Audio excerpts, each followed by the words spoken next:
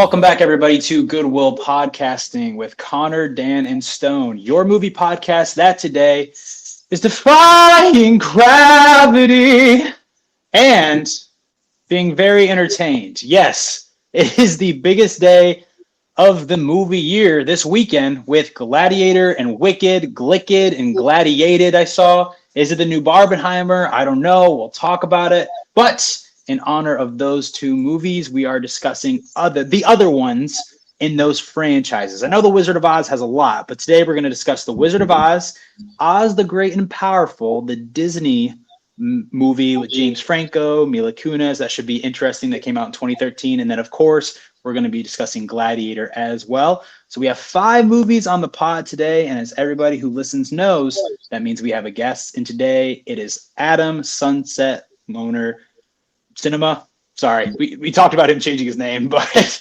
Adam, first-time guest. We always love and try to have as many first-time guests on our pod as we can. And this is your first time, and we're just really honored and very thankful that you woke up this morning to be here with us today. Thank you for having me. It was a pleasure. Alarm was set, and as soon as it rang, I jumped out, and it's like a kid going to camp. I have to ask you, are you a musical fan? I'm curious because I've seen a lot of people that have talked about Wicked who said, I don't like musicals. Now, we'll get to your thoughts on Wicked eventually, but I'm just curious because I find it very fascinating how for like a year and a half there, or until Wicked kind of, it was still like people don't necessarily love musicals at all, and they try to hide it, which you really couldn't hide that with Wicked. But just thinking about it, the fact that Wonka and now Wicked is just doing incredible. I'm curious to know, like, do you tend to try to go out and see musicals, or do you kind of sway away from them? I am not a musical guy. They're not my thing. I don't gravitate. There are select ones I like, but they're all very niche. And if a big musical comes out, if it's got the traction, I'll give it a shot. I'll check it out. Sometimes I end up liking them though. And other times I'm like, all right, not superbly my thing, but I get the appeal. At my core, not a musical guy though. Did you check out Mean Girls, the musical? I did earlier this year. I did not. I love the first film, but I never got around to watching Mean Girls the musical. It's on my 2024 catch-up list, though. It's so bad. It's terrible. I do think, and I'm not saying this is you, Adam, but I think there are people out there that just say, oh, like, I don't like musicals, but, like, they haven't seen any musicals. And it's like, yeah, I think if you watch more of them, you might like them. But then I feel like people say that, and then it's like, but I watched the musical that came out, and I loved it. So, like, I feel like, and again, I'm not saying this is you, but definitely there are people that just haven't seen enough of them and maybe don't even know if they have an opinion. But I feel like people say that a lot, and it's just like, it kind of confuses me because they're not like, I think inherently they're a good thing. You know what I mean? Yeah. You'll definitely, I have a friend that I used to know that would just brush them off and say, I don't like musicals. I'm not going to go see this. It's not my thing. But then later down the line, he'd watch it at home and secretly be like, yeah, it's not that bad. There is a bit of a thing out there where people are afraid to admit that they enjoy them. But hey, if they're good, they're good. That's always my approach. There are some I've watched that I don't like, and then there's others that I dig. My favorite musical of all time is Popeye from 1980. Which was directed by Robert Altman, starred Robin Williams and Shelley Duvall.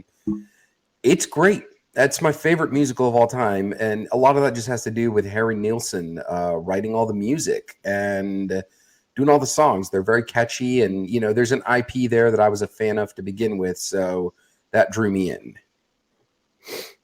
Connor, what's your favorite musical? Are you a musical guy? I wouldn't say I'm a musical guy, but I like everyone that I've seen. I might say Tick, Tick, Boom. Dang, nice. Dude, what was super funny was I was in the Marine Corps and stationed in Pensacola. I had this buddy of mine, and like he just looked like a tough guy, and like he like benched over 315, so like he was just jacked. He like came to my room one day, like just pacing back and forth, and he was like, "Hey man, can you go see a movie with me?" I was like, "Yeah, what's up?" And he was like, I'm just trying to get anyone to go see The Greatest Showman with me, and no one will go. And he goes, I've been working out for the soundtrack, and I know them all by heart, and I want to go with someone. I was like, I'll go with you, man. I have no idea what it is. I had a great time. I The still Greatest love Showman. Greatest Showman had Changed some my bangers, man. That's the best thing too, is going to a musical where it's kind of like all new original songs as well. I think The Greatest Showman, the songwriters there were the same ones who wrote all the ones for La La Land as well. I remember I saw the movie 3 times in the theater. La La Land's my favorite musical. There you go. Yeah, I like La La Land. Did you say have no you to heard him? What's Did you go with him? Oh yeah. Okay. Have you heard It's like, you're like, no. Have you heard the Greatest Showman soundtrack that was like redone by like actual popular artists? It doesn't hit It's as so hard. good. It's Nope. pretty good. Dude, No. Panic doing The Greatest Show. Brandon Urie has a beautiful voice. What's your favorite musical, Storm? I don't know. I feel like it's not a musical, even though it is, because it's not necessarily original songs, and they're all songs from one group. And it's just, I like Mamma Mia a hell of a lot. Nice. I think I've said this on the pod before, but I hadn't watched the movie before, and I went on a cruise, and they had like a show of Mamma Mia on my cruise ship, and I had probably just heard of Dancing Queen and none of the other songs from ABBA. So I watched this, and also just the story of Mamma Mia is pretty interesting. So I was like, okay, this has like a lot of layers to it, and I was invested in the story, and then all of the music that's in that, all of ABBA is like really solid. I have both the first one and the second one. I believe they're coming out with a third one as well. Probably listen to that as well, or probably, love that as well. They went with a really interesting idea with, what is it, Mamma Mia, Here We Go Again. They cast a lot of great people in that, with Cher and Lily James was in that, but can't outdo Stellan Skarsgård, Colin Firth, and Pierce Brosnan. Meryl Streep. I mean, that cast. Amanda Seyfried, yep. Yeah, is she good in that? Because I don't think I've ever seen her in anything good.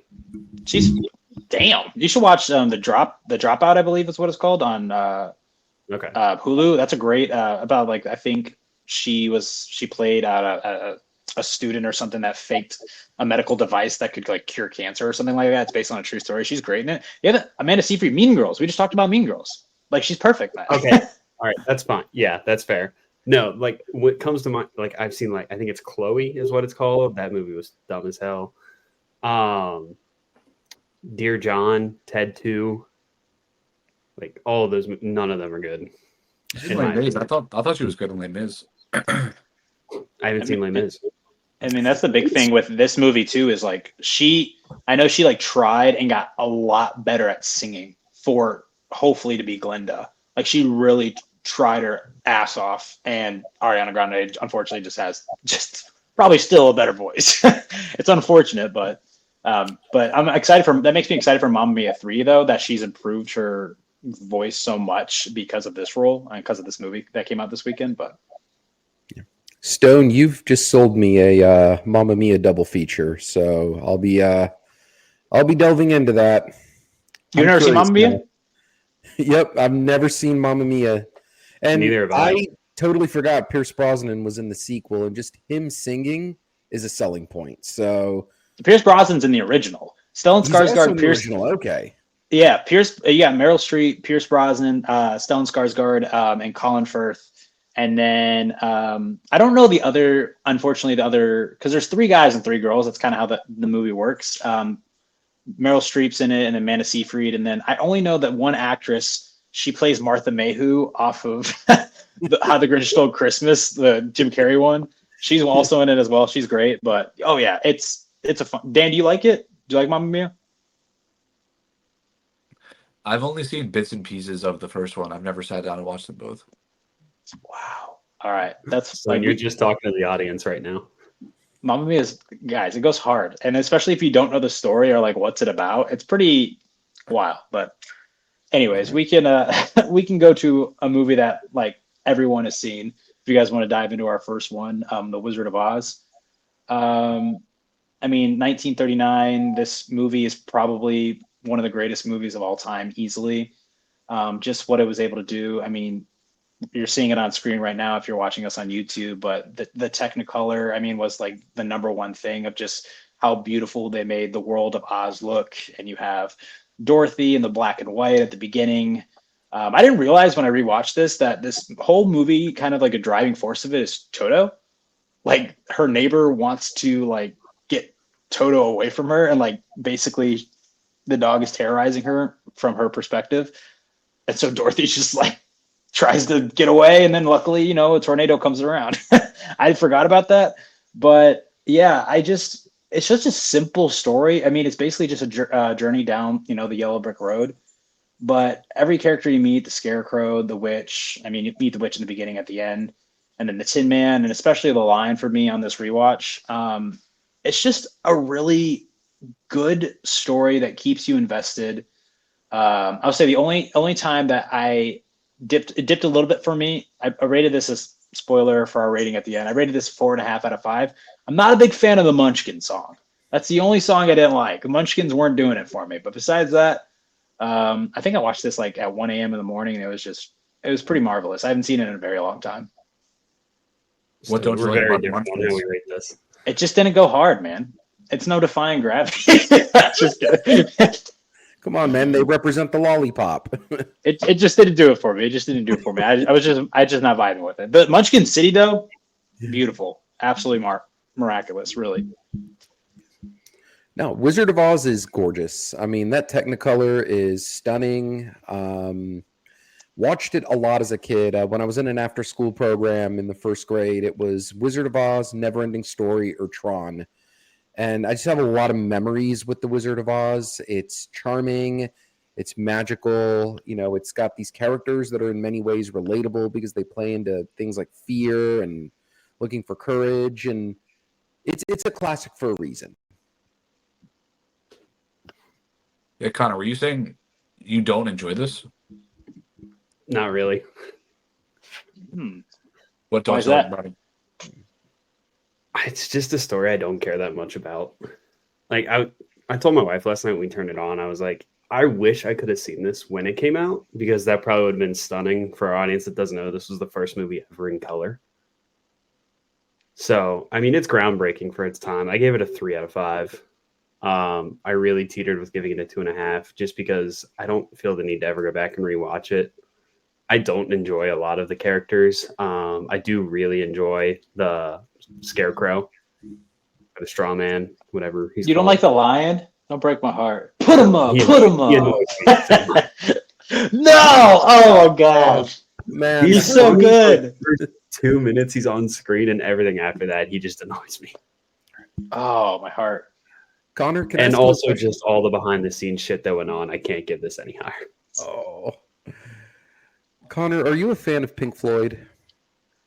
Of Pink Floyd, Yes. I wouldn't call myself a huge fan, but Do you know what Dark Side of Oz is? Dark Side of Oz, I don't. Start Pink Floyd's Dark Side of the Moon at the second roar of the lion. Turn the volume on the movie all the way down. Let it play out, my friend. I've heard about this actually. Also, I I will will say, check that out.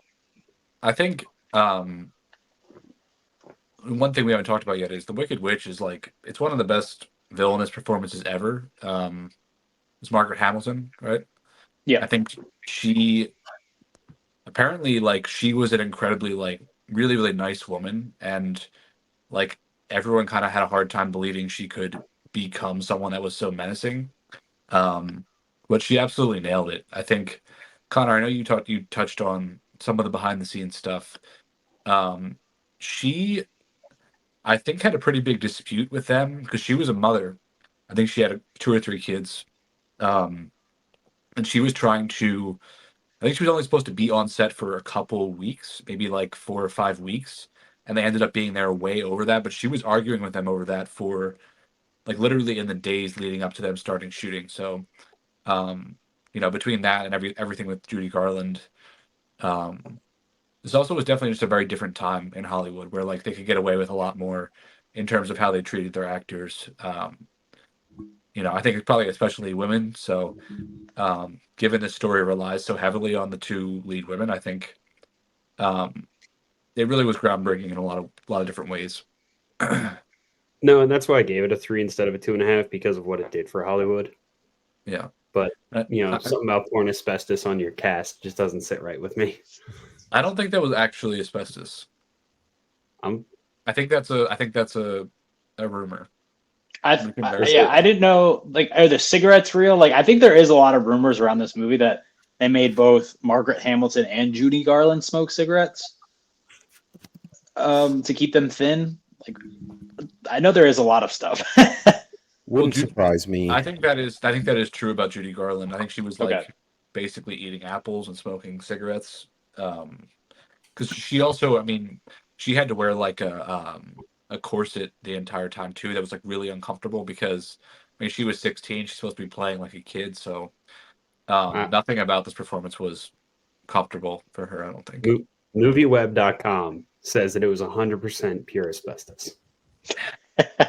Okay, I'm looking at Snopes right now. I'll see. And then isn't there like something that wasn't it one of the witches got like third-degree burns because of a pyrotechnic like failure on set? That was Margaret Hamilton. Yeah. Okay. It's like when the witch, like when she like leaves, it's like this red smoke, and I also believe some fire, and that's when she got burned from it. And then Ray Bolger, I think something about Ray. Oh no, not Ray Bolger. Jack Haley. I think basically like the aluminum got into his skin or something like that, and I think he left, and then someone else came and did the Tin Man as well, and he also got sick. So yeah, kind of crazy. Yeah, Buddy Epson, it looks like, was another Tin Man that came in, another actor that came in for the Tin Man. What do you guys think is the best musical sequence in the movie? Or just song? I mean, I love I don't necessarily know the title of it because it's a lot of like the same rhythm, but it's just different lyrics based off the characters. But it's the one where they just go through the Scarecrow and the Tin Man and the Lion, and they're singing about what they're lacking. I really like that, especially like I said, my favorite character in this movie is the Lion. So anything I get with him that's a musical beat, I really love.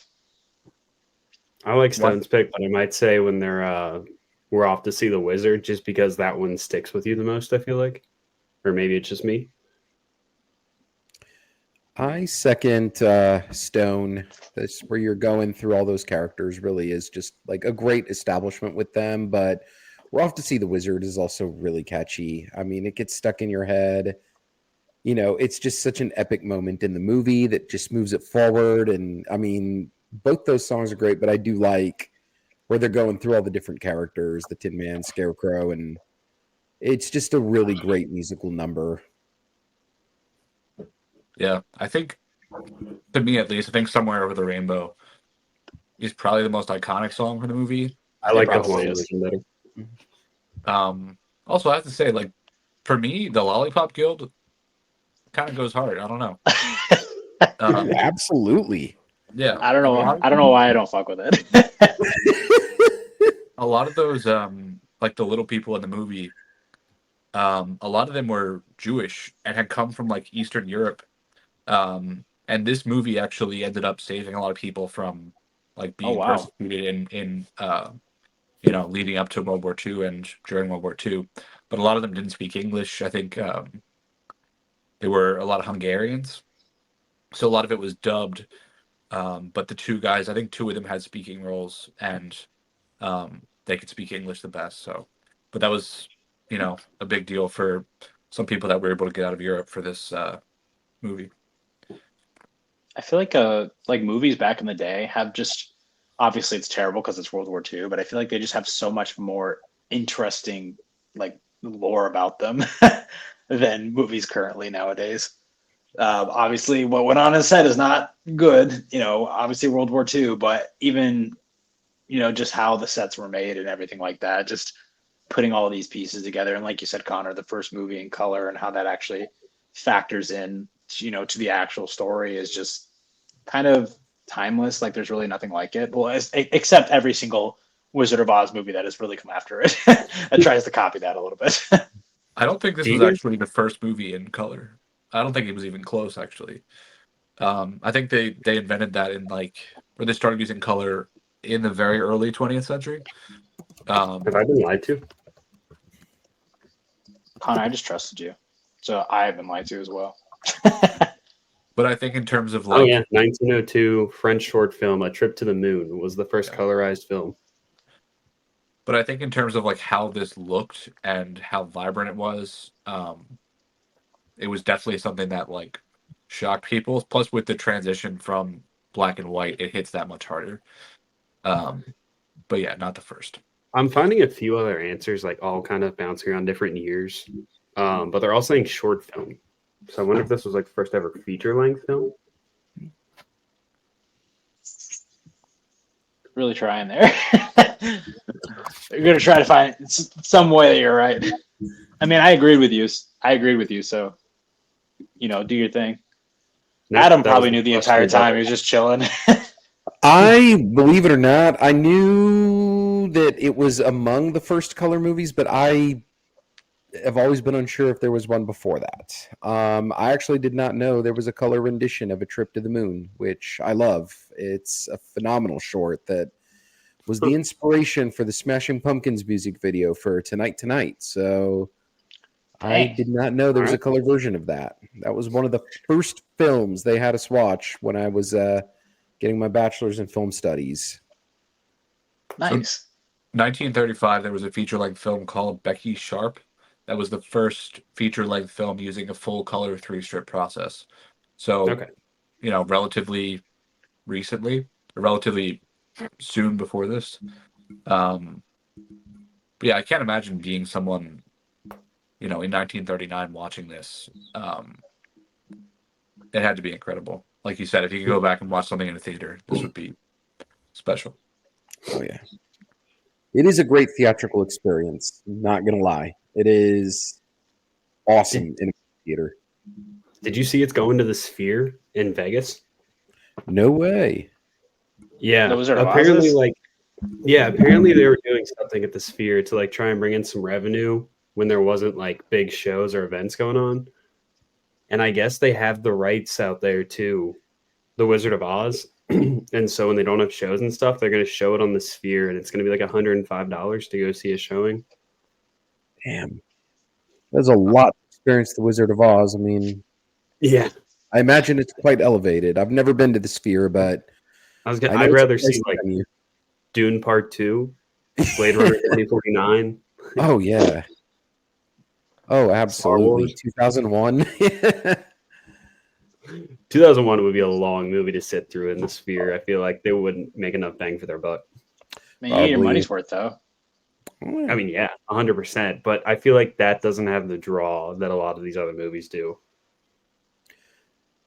No, I agree. They're probably, if they're going to do something like that in the Sphere, it's going to be something a little more recent because you want to bring in, some people may not be inclined to spend $105 on 2001 in the Sphere. So, something like 2049 would be great in there. I mean, Yeah.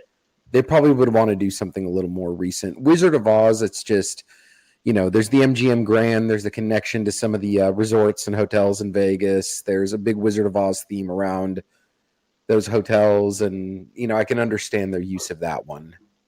I could see Christopher Nolan putting his next movie or like one of his movies in the Sphere at some point. Oh yeah. Oh god, imagine getting tickets for that. I mean, that would sell out. Getting tickets for Oppenheimer in 70 millimeter at the what's it called, at the TCL Chinese Theater in Hollywood. That was like Did you get some? Spider-Man. What's up? Did you get tickets? I did. So I got lucky. That was apparently in LA the place to see Oppenheimer in that format. I mean, the minute they went on sale, it was sold out for 2 months. Like they had showtimes 2 months out. You could not get in. My buddy was coming into town because we're taking a road trip, and I got lucky. I found 2 seats in the back corner that someone relinquished, and it was an awesome experience. But God, it was like Spider-Man No Way Home times 10 trying to get tickets for that. It was crazy. I believe it. Yeah, I would say I tried to look for the Interstellar re-release.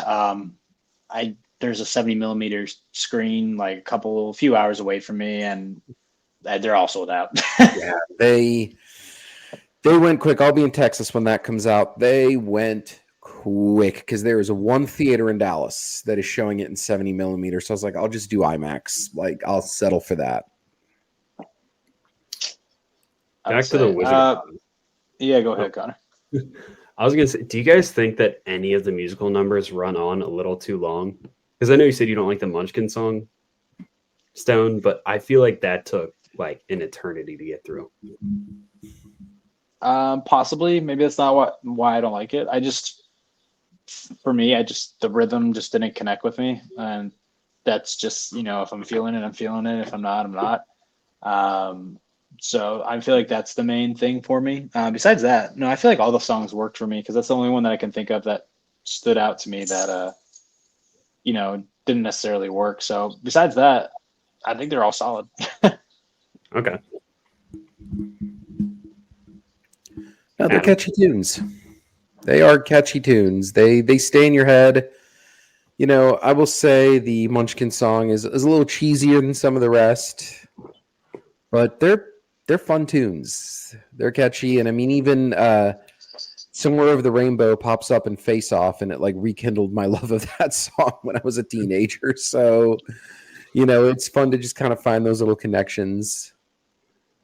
The thing that stands out the most this movie for me is the fact that obviously Oz is a marvelous land full of fantasy and wonder, and everybody who lives in it is also the exact same way, really. But somehow, not somehow, it's kind of beautiful to see that everybody who is so extravagant is all just obsessed kind of with Dorothy and just who she is as a person and her kindness and how like right away she's just trying to help these people.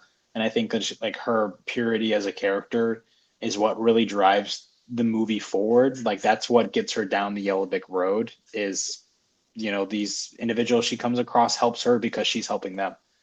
And I mean, Dorothy, I love the lion, but Judy Garland just does such a great job, even for being in the uncomfortable circumstances that she was in while she was filming the film. That she's kind of mesmerizing on screen. Like it's like I get Connor where you're saying it's hard not to connect or care about the story and what's going on. It's more like it is hard to care. It's more of like I feel connected. Like I love the characters so much that I just want to spend more time with them, even though I know where the story's going. It's really good. And then just thinking about where the story goes, just makes me think of the Wicked Part 2 that we're going to get, because Wicked Part 2 kind of factors a lot into The Wizard of Oz more than Part 1 did. So I'm really excited for people to see that. Have you seen Wicked before, Adam? Like, yeah. Oh yeah. You know the whole story? Okay. Oh yes. I've never seen the musical. I did see the movie. Interestingly enough, I did not really know much about the musical going into it. I knew that it was connected to The Wizard of Oz. It was a origin story prequel on the witches. Went to see the movie and, we'll get to that eventually. But, I went in pretty blindly with it. So now you mentioning that Part 2 ties more into a lot of that actually now just even anticipates my excitement a lot more for it. Yeah, please try to go in blind, like because there's so many different elements from Part 1 that you wouldn't even realize are going to factor into like the Wizard of Oz story. Like, cool. And I believe Dan, you saw it. You saw the musical live, right? Yeah, I've seen it in Philly. I don't know if it was the Broadway cast. I think it was when they were traveling, but yeah, I've seen it. I think twice, and I like it a lot. Yeah, people are fans of this movie and then the first Wicked. Like the combination of both of them in Part 2 is going to be pretty special. What do you have this rated on Letterboxd, Adam? Curious. Wizard of Oz? Yeah. 4 out of 5. Oof. All right. I think I said 4.5. Just stick with you. Connor, you said you topped off at 3. You were thinking 2.5. I feel 2.5, but I understand what this did for like cinema everywhere, and I will give it its flowers for that. I'll give it a 3. And the one thing that I really liked about this movie that I hated about the next movie we're talking about is it had practical effects and not just a bunch of CGI, which I get the timeline of when it was made, but the next movie that really bothered me. What about you, Dan? Favorite? I think I had it at a 4, but watching it again, I think probably 4.5. I think it's where I would have it. I also think like, also same thing with Wicked, but the sets are just beautiful. And like whether it be the Emerald City, um, or the road itself or the Munchkin Town, like everything just feels very carefully put together. And I think we just mentioned the CGI in this next movie is horrible.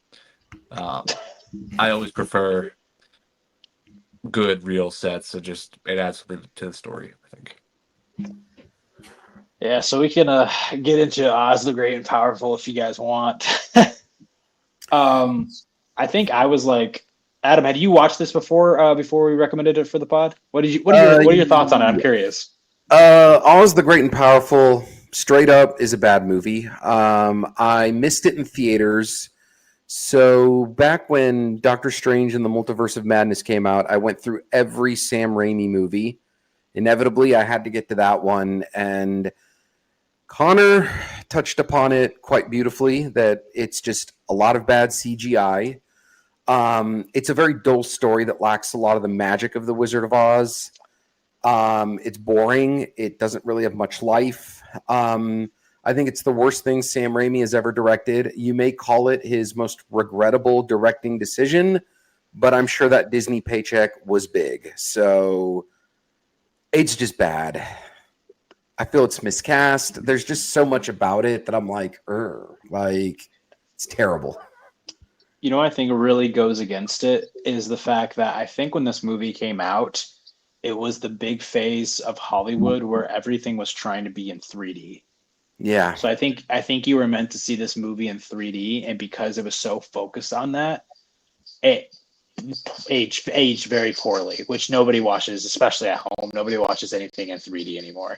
Yeah. And the thing that's crazy too about, we're talking about practical sets, is that this does have some at the very beginning. The beginning of this movie is really good. I was like really invested. I thought it was interesting. Everything with the circus, and then you have Joey King there for a little bit, and you have a really interesting dynamic with, this is an origin story about the Wizard of Oz, and the fact that he doesn't necessarily have magical powers. He is just a magician, a circus magician. And following him, I thought would be really interesting. It's not. He's kind of like misogynistic and doesn't really care about anything for 85% of this movie. And I think it's fitting that it's James Franco. Like, the part really fits James Franco. It really does, but the part doesn't give you anybody to root for. Like, you don't care. Like, you don't like the Wizard of Oz in this movie at all. I don't necessarily know if that's the point because it's not really resolved at the end of the film. So, and then I think a lot of this is just miscast, like especially him and Mila Kunis. I just don't see a wicked witch whenever I look at Mila Kunis. I don't know what was going through Raimi's mind when he decided to cast her in this. I'm curious if there was other people that he wanted instead and he didn't get, so he got Mila Kunis. I know for Oz, they were desperately trying to get Robert Downey Jr. They really tried to get him, and they couldn't get him because I think he was doing Iron Man. I think Iron Man 3 came out around 2013, even though that's Disney too. And then I think they went for Johnny Depp, and Johnny Depp was also in 2013 made the Lone Ranger for Disney. So their guys were already booked and busy, and then Sam Raimi had worked with James Franco and on Spider-Man 3 and the Spider-Man trilogy as a whole. So Sam Raimi's like, I got this guy. And I did a lot of research into just how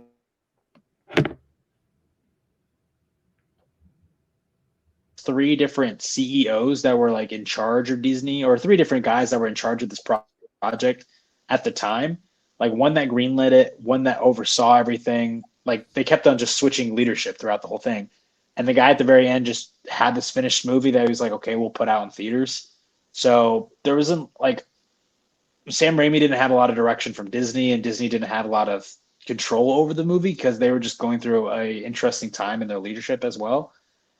I don't know. It's just, I love the Sam Raimi bits we get at the very end. There is some stuff, especially like Evil Dead stuff that we get when Rachel Weisz, she starts turning when I think it's Glinda takes off her necklace and everything like that. That was really interesting. Like we get practical stuff that Sam Raimi's kind of known for back in the day. Yeah, I know people have a love, especially like the Star Wars. Like Dan was talking about it. I think the same people who animated or did the CGI for Wicked is George Lucas's company. Yeah. So Yeah, it was sometimes, yeah. So sometimes CGI that's everywhere can look pretty beautiful. It's just everything just looks so fake, and they didn't even step outside one single time. Like it was a closed roof where they shot this, and you can really tell. And I feel like Oz the Great and Powerful, or Oz, the world of Oz, should just feel real, even though it is a fantasy. Yeah, it's a movie that delves with a world that is intended to immerse you into it, to feel like it's a place that exists, that is very magical. But the movie is just made in a way where you don't feel that. And you make a great point that I actually recall the whole 3D boom that was occurring between like 2010 to 2014. Everything came out and was like, whether it was shot in 3D or not, it was given a 3D release. And there was like Oz the Great and Powerful kind of fits in some of those movies where it's like you were intended to see them in 3D, even though it wasn't like the most stunning 3D experience. So people felt more inclined just to save the money and see it in standard format. And that magic does get lost in the process. Also, I'm sure it does. Go ahead, Go ahead. I'm sure it does, but I don't know. I mean, even then, like, because I saw a lot of movies during that 3D boom, I just can't imagine that would have added too much more to this for me. I mean, maybe in 2010 I would have really enjoyed this because I was a kid and it's bright colors and funny creatures. But for me, yeah, this might be one of my hot takes. I don't know, but I don't think Mila Kunis is that great of an actor. She's not. Yeah, I agree. I wasn't sure how general population felt about her. Like, I think her best movie is 4 Good Days. I think probably Black Swan for me. What's up? Probably Black Swan for me. Yeah, that one's fair. But I second Dan, but I also love her on that 70s show. She was perfect for that part. I also love her on that 70s show, but I mean, I feel like that one's not really challenging you as an actor that much. But I'm a big fan of Forgetting Sarah Marshall, so Forgetting Sarah Marshall is really fucking funny. That's a good movie. Absolutely. Yeah. Absolutely. I don't know, Stone or Dan, if you read my review on Letterboxd, but I gave this a 1.5. And I said the 1 star is for Rachel Weisz. Yeah. And then the half star is because I can't imagine never seeing fireworks and then your home gets lit up like the 4th of July. Shout out Toby Keith. That would truly be terrifying. Like a reference. I did not think we were going to shout out Toby Keith on this podcast. Hey, anything is possible this day and age. I think they spent like $220 million making this, which is like unfathomable. Yeah. I just think between how this looks and then James Franco and Mila Kunis as your leads, it's just one of the most unlikable movies ever made. Like literally, it's just so deeply unlikable, and just co-opting like, something we just talked about that was made with so much heart and love, and did so much, and just taking that and just turning it into like slop, with terrible people is just, it's so easy to hate. So I got basically nothing out of this, to be honest. It's just the story is just so bad too. Like the whole driving force is Theodora, falling for Oz, even though he's an asshole to her. He's just not a likable guy, and you just don't believe that she would fall for him. But that's the driving force of the entire movie. It really is. That's what turns her, is having her heart broken by Oz, and you're just like, oh, I don't believe that at all. And then all of a sudden, she's still not completely evil. She's like heartbroken, and then Evanora is like, I got you. And then all of a sudden she's just evil. And it's just kind of crazy. Like you were saying, Connor, I think Rachel Weisz is well cast. She might be the only one, I like Michelle It's Williams. great. I like Michelle Williams as well. Joey King was the China Girl is a very interesting element to this. I thought it really could have worked, but in one a little change because what they did actually was they had an actual, I guess, marionette is what they're called, to control a puppet, and that's who James Franco was interacting with. He was actually looking at a puppet that was doing all this stuff, and it looked just like the China Girl. But then they completely replaced that with CGI, and they should have just kept it in. It would have been just a fun, practical, just tiny little element that would have been there the entire time. That you've been like, you know what? We can have both. We can have practicality and also, whatever Raimi's decision is to, make this a CGI fest. But no, they still just have to go all the way with it. It's just You gotta it's wonder gonna how much poorly the studio- age. You got to wonder how much the studio stepped in and stepped on Raimi's toes because, like you said, he's so known for practical effects. Like, Evil Dead, all of them obviously very practical. I mean, he made Tobey Maguire try and catch food on a tray 139 times until he got it. I think that was more Tobey Maguire. If I'm not mistaken, I think Tobey Maguire was like, "Let's keep going. I can do it." I think it was more Tobey than Sam Raimi. Oh, was it? He was. I thought it was. Yeah, I think so. And I think Sam, or I think he was like, "Sam, I guarantee you, I can do this thing," and that's why they had so many takes for that. But it was probably because of Sam too. And then he's like, "Toby, let's give up." He's like, "No, I can do it." Yeah, I'm sure Disney butted heads with Sam Raimi a lot or stepped on his creative toes. I mean, if I'm not mistaken, that is the only time Sam Raimi has worked with Disney, and he didn't make a movie Multiverse for of 9 Madness. years. What's up? Yeah, Multiverse that's of true. Madness. Technically, yeah, you're right, MC. But it's also interesting. I mean, he didn't make a movie for 9 years in between that and Multiverse of Madness, so that was always an I didn't even interesting think about thing that. I've noticed. Wow. Yeah, How just do not you good. guys feel? How do you guys feel about the Alice in Wonderland movies that kind of go with this time frame? Have you seen those? I saw the first one. I don't think I ever saw the second one. But again, I was There a is kid. two, right? Yeah. Yeah, there's two. There's Through the Looking Glass is the second one. Yeah. I never watched the original Alice in Wonderland, so I never had a need to or a want to watch those ones at all. Which I hinted at in my video how crazy it is that first one made over $1 billion. Who would have thought that Alice in Wonderland would be? I think that was like one of the first live action ones they ever did. That's why everyone was like very excited to go and see it. It also has a big cult following. Oh, I've yeah. seen like many Cheshire cat tattoos. So. Oh yeah, funny enough, when I reviewed the first one, just going through some Tim Burton movies, and I mean, I don't care for it, I don't like it. It drew a lot of ire in the comments. Like there were a lot of defenders of that movie, and they got together and came after me, and I was like, sorry, Yeah, that one is a big following. I personally just think it's bad. The whole chess sequence is ugly on the all the CGI on that. Yeah, I don't love it. But it's the same art director did this as sense. Alice in Wonderland, and also he worked on Avatar. Yeah.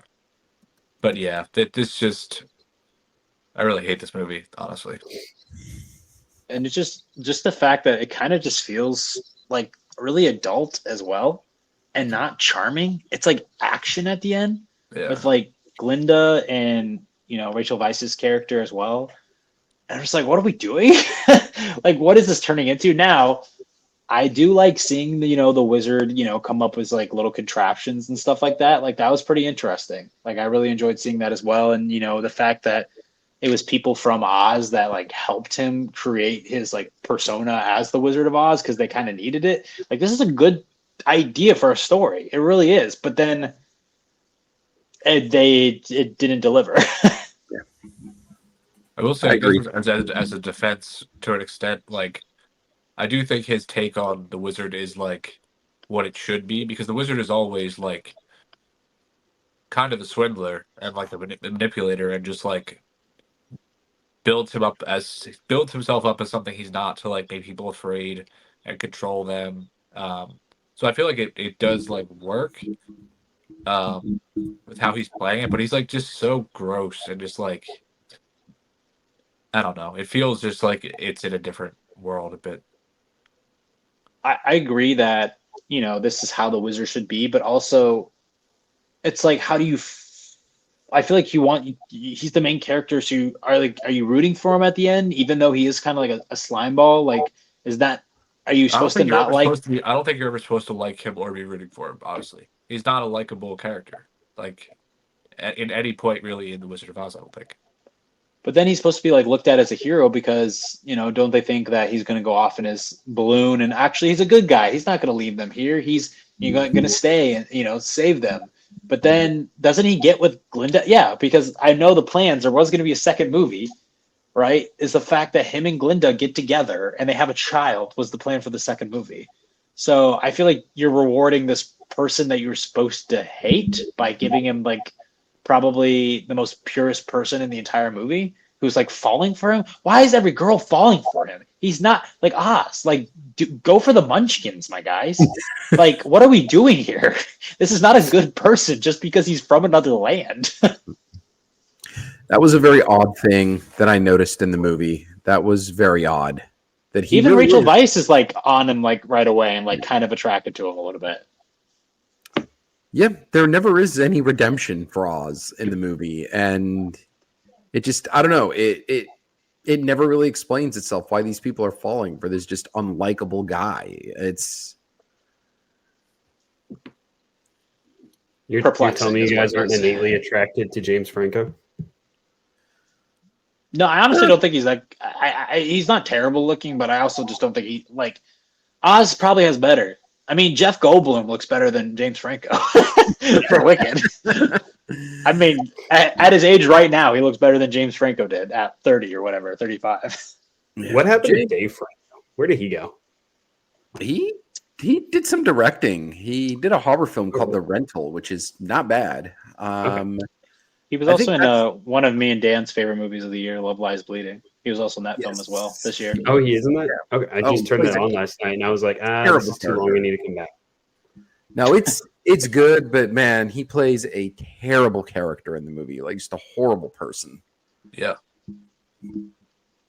Yeah, it was one of my favorite movies of the year, honestly. Yeah, Dave's really I good turned at it that on. movie.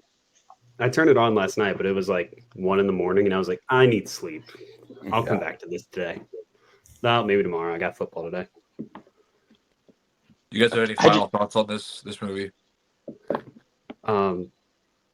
More Rachel Weisz, and this could have gone up to like a 2.5. 1 star just for the Raimi touches at the end of it. Like, I just think that what separates, the reason why Wicked, in my opinion, is better than this movie is because I think even though this movie is about a completely different character, it still kind of follows the Wizard of Oz route, as in they're kind of just going down this path and you just meet different scenarios along the way in Oz, and then you just get to your destination kind of a thing. Whereas Wicked, like, takes everything from the world and kind of builds its own thing.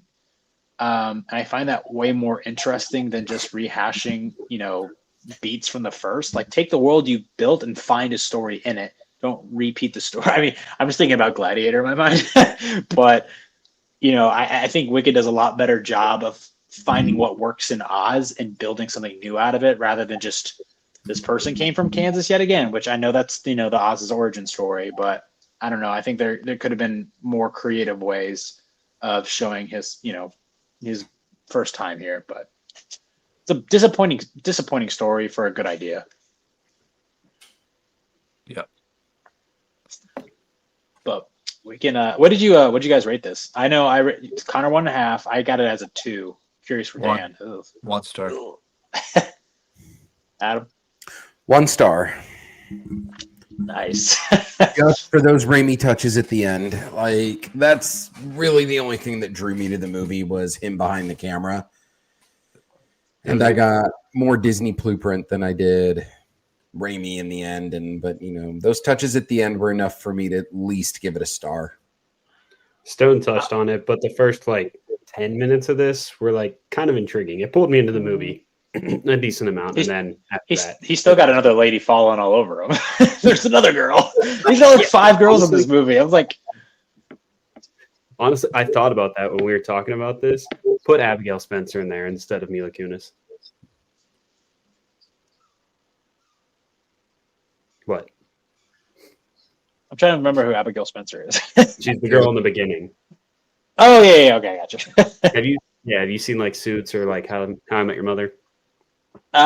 In passing, Okay. I didn't realize she was from that. But yeah, we can go to a better Wizard of Oz movie now. Connor, I don't know if I want you. I know you haven't seen it, Connor, but I don't know if you should stick around for this conversation because I mean I would love for you to go in blind and just watching Wicked, but I also would love to hear I'm you. going to go in blind, so I will be back. Okay. But yeah, this was like maybe the movie of the year. We're gonna wait and see, to see what the box office is like. But obviously, we've spoke about it already. This was a book first. I forgot the author's name. I don't know if you guys got it off the top of your head. It was written in 1995, I believe. Then got adapted. I did a whole video about just the history behind this. Right away, it was supposed to be a movie. Universal scooped up the rights after the book was made, and I think it's Gregory Maguire. Yeah, Gregory Maguire wrote the book, and then Stephen Schwartz, who did the music for the musical and has done tons of music in The Hunchback of Notre Dame, Prince of Egypt, Pocahontas. He read the book in Maui, I believe he was in, or Hawaii. It might have been Hawaii, and basically was like, this needs to be a Broadway musical, like right now. And he found out that Universal already had the rights to it, and basically he pitched his whole idea of Wicked the musical to Universal. They agreed, and they created the musical along with Stephen Schwartz. That's just, I think, almost made $2 billion now, which is insane. And this movie has been looking for directors for 14 years now. Since 2010, they looked at J.J. Abrams, James Mangold, and a bunch of other guys. I'm curious if you guys think the same. I think the musical was doing so well for so long that there wasn't really any rush to maybe do a movie. I agree completely. I think that, with the traction that the musical has continually had on stage, even until a couple of years ago, people are still talking about it as a musical, knowing a movie is coming. Yeah, I mean, I think the movie came out at the right time. I think that, more people were able to go see the musical on Broadway, listen to the production on Spotify, all the songs. And, I feel the longer they waited to have this come out, more eyes got on the musical, more familiarity. And it just, I mean, you were wondering, is this going to be the movie of the year? I think it is. I think it's going to break $1 billion. The marketing is absolutely fucking insane for this movie. Oh, yeah. It is. I don't know if I've ever seen even Barbie. I don't know, because everywhere you look, there's just tons of Wicked, which good for them, because I think it is going to make a lot. It's definitely going to make over $1 billion, I think. But they really went all out for the marketing for this. Yeah. They knew what they were doing. Yeah, and I think they have been, the idea of a movie's been bouncing around for a while, but I think it took a long time to turn into something concrete. I'm glad they didn't rush this and they took their time, because this could have been really, really poor. And I think if that had been the case, that just would have been so disappointing for a lot of people, because the show has so many diehard fans. So I'm glad they took their time, cast the right people, because I thought it was really special, and I'm a fan of the show, like I said. It's insane to me, because I watched the Broadway musical I think I watched it in February for the first time, and just what I remember from it, I don't think that this adds that much to the story of the first act, because obviously this is a part one. Part two will come out, I believe, Thanksgiving next year, which I'm glad we don't have to wait that long for. Then they, film them back to back. But just thinking about it, I don't think much is added to the story that wasn't in the musical. But it's kind of wild that it adds like an hour of runtime, just being a movie itself, without very distinctive pieces that stick out that weren't necessarily in the Broadway musical in the first place. I really can't think of anything. It's like context and backstory a little bit with Elphaba, and also giving Bach more to do and expanding on him as a character. Um, both of which I think both those things are helpful when you have a movie. Um, just to help the audience kind of understand where it's coming from. But yeah, it's not like they added in like, I think a good comparison is The Hobbit, uh, Mm. where I mean the book is, I want to say, like 300 pages, Yeah. and it's a kid's book, and they turned that into, you know, whatever it was, 8-9 hours of movie, and they were just writing so much additional stuff, and it was so poor. So I think, the danger here would be to try to build on the story. Um, they could have tried to turn this into a trilogy, and that would have been disastrous, I think, because if you don't, when you're working with something that is already incredible source material, uh, don't ruin it. Just like let it be what it is. So I'm glad they just added like context and a little bit of backstory.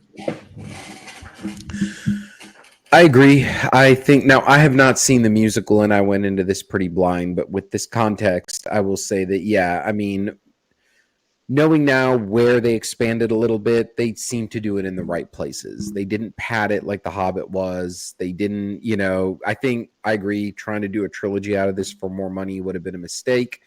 Clearly, they understood we do 2 parts. Each one makes $1 billion. That's better than. It's better than trying to. It's a done deal. Done deal. Yeah. Both getting $1 billion. Yeah. Oh, I think it's gonna be the highest grossing film of the year. It's possible. I'm really curious because I have no idea. Because obviously, Wicked is a Broadway musical in America. So how big of a reach does The Wizard of Oz have? Across the world rather than just in the United States. I don't know. The first numbers will come out, this weekend. And what you would want to see is probably a 30%, 70% split when it comes to it. So even though, it's making so much money in the United States, you would love to see it make even a bigger percentage overseas is probably what they would love to see. I don't know. I'm going to be paying attention a lot to that for sure. I think it will sell pretty well overseas. It's a big movie. Word of mouth spreads over there. I lived in Spain for a number of years growing up, and word of mouth of popularity of anything in America would bring an audience over there. And it has, if anything that it has to have a big reach overseas, it's Ariana Grande. I was just thinking the same thing. Superstar. That alone will get an audience in. Yeah, I can't imagine this not being the highest grossing movie of the year. That would really surprise me if not. And I feel like it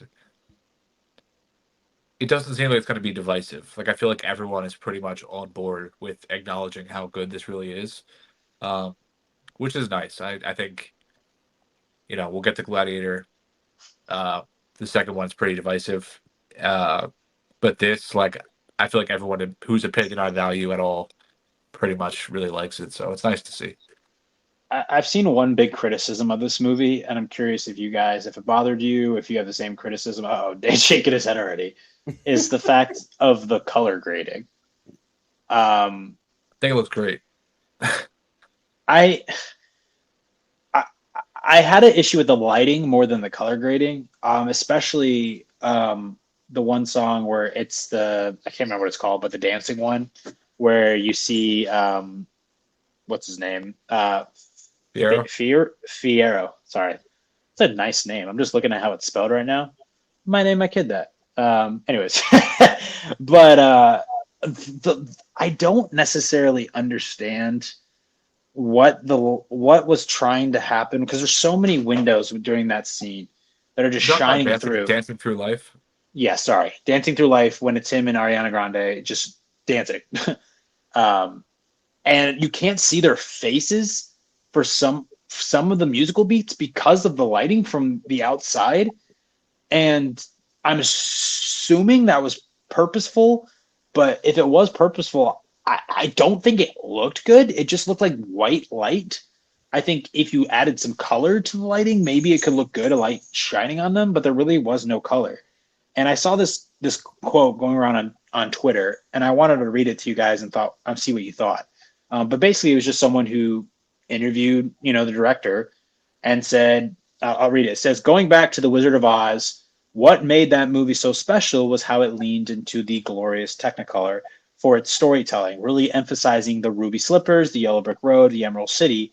Color was essential to that story. So Wicked is a little desaturated, except for the pink glow during the popular number, which, in my opinion, was incredible because the color was just emphasized so much.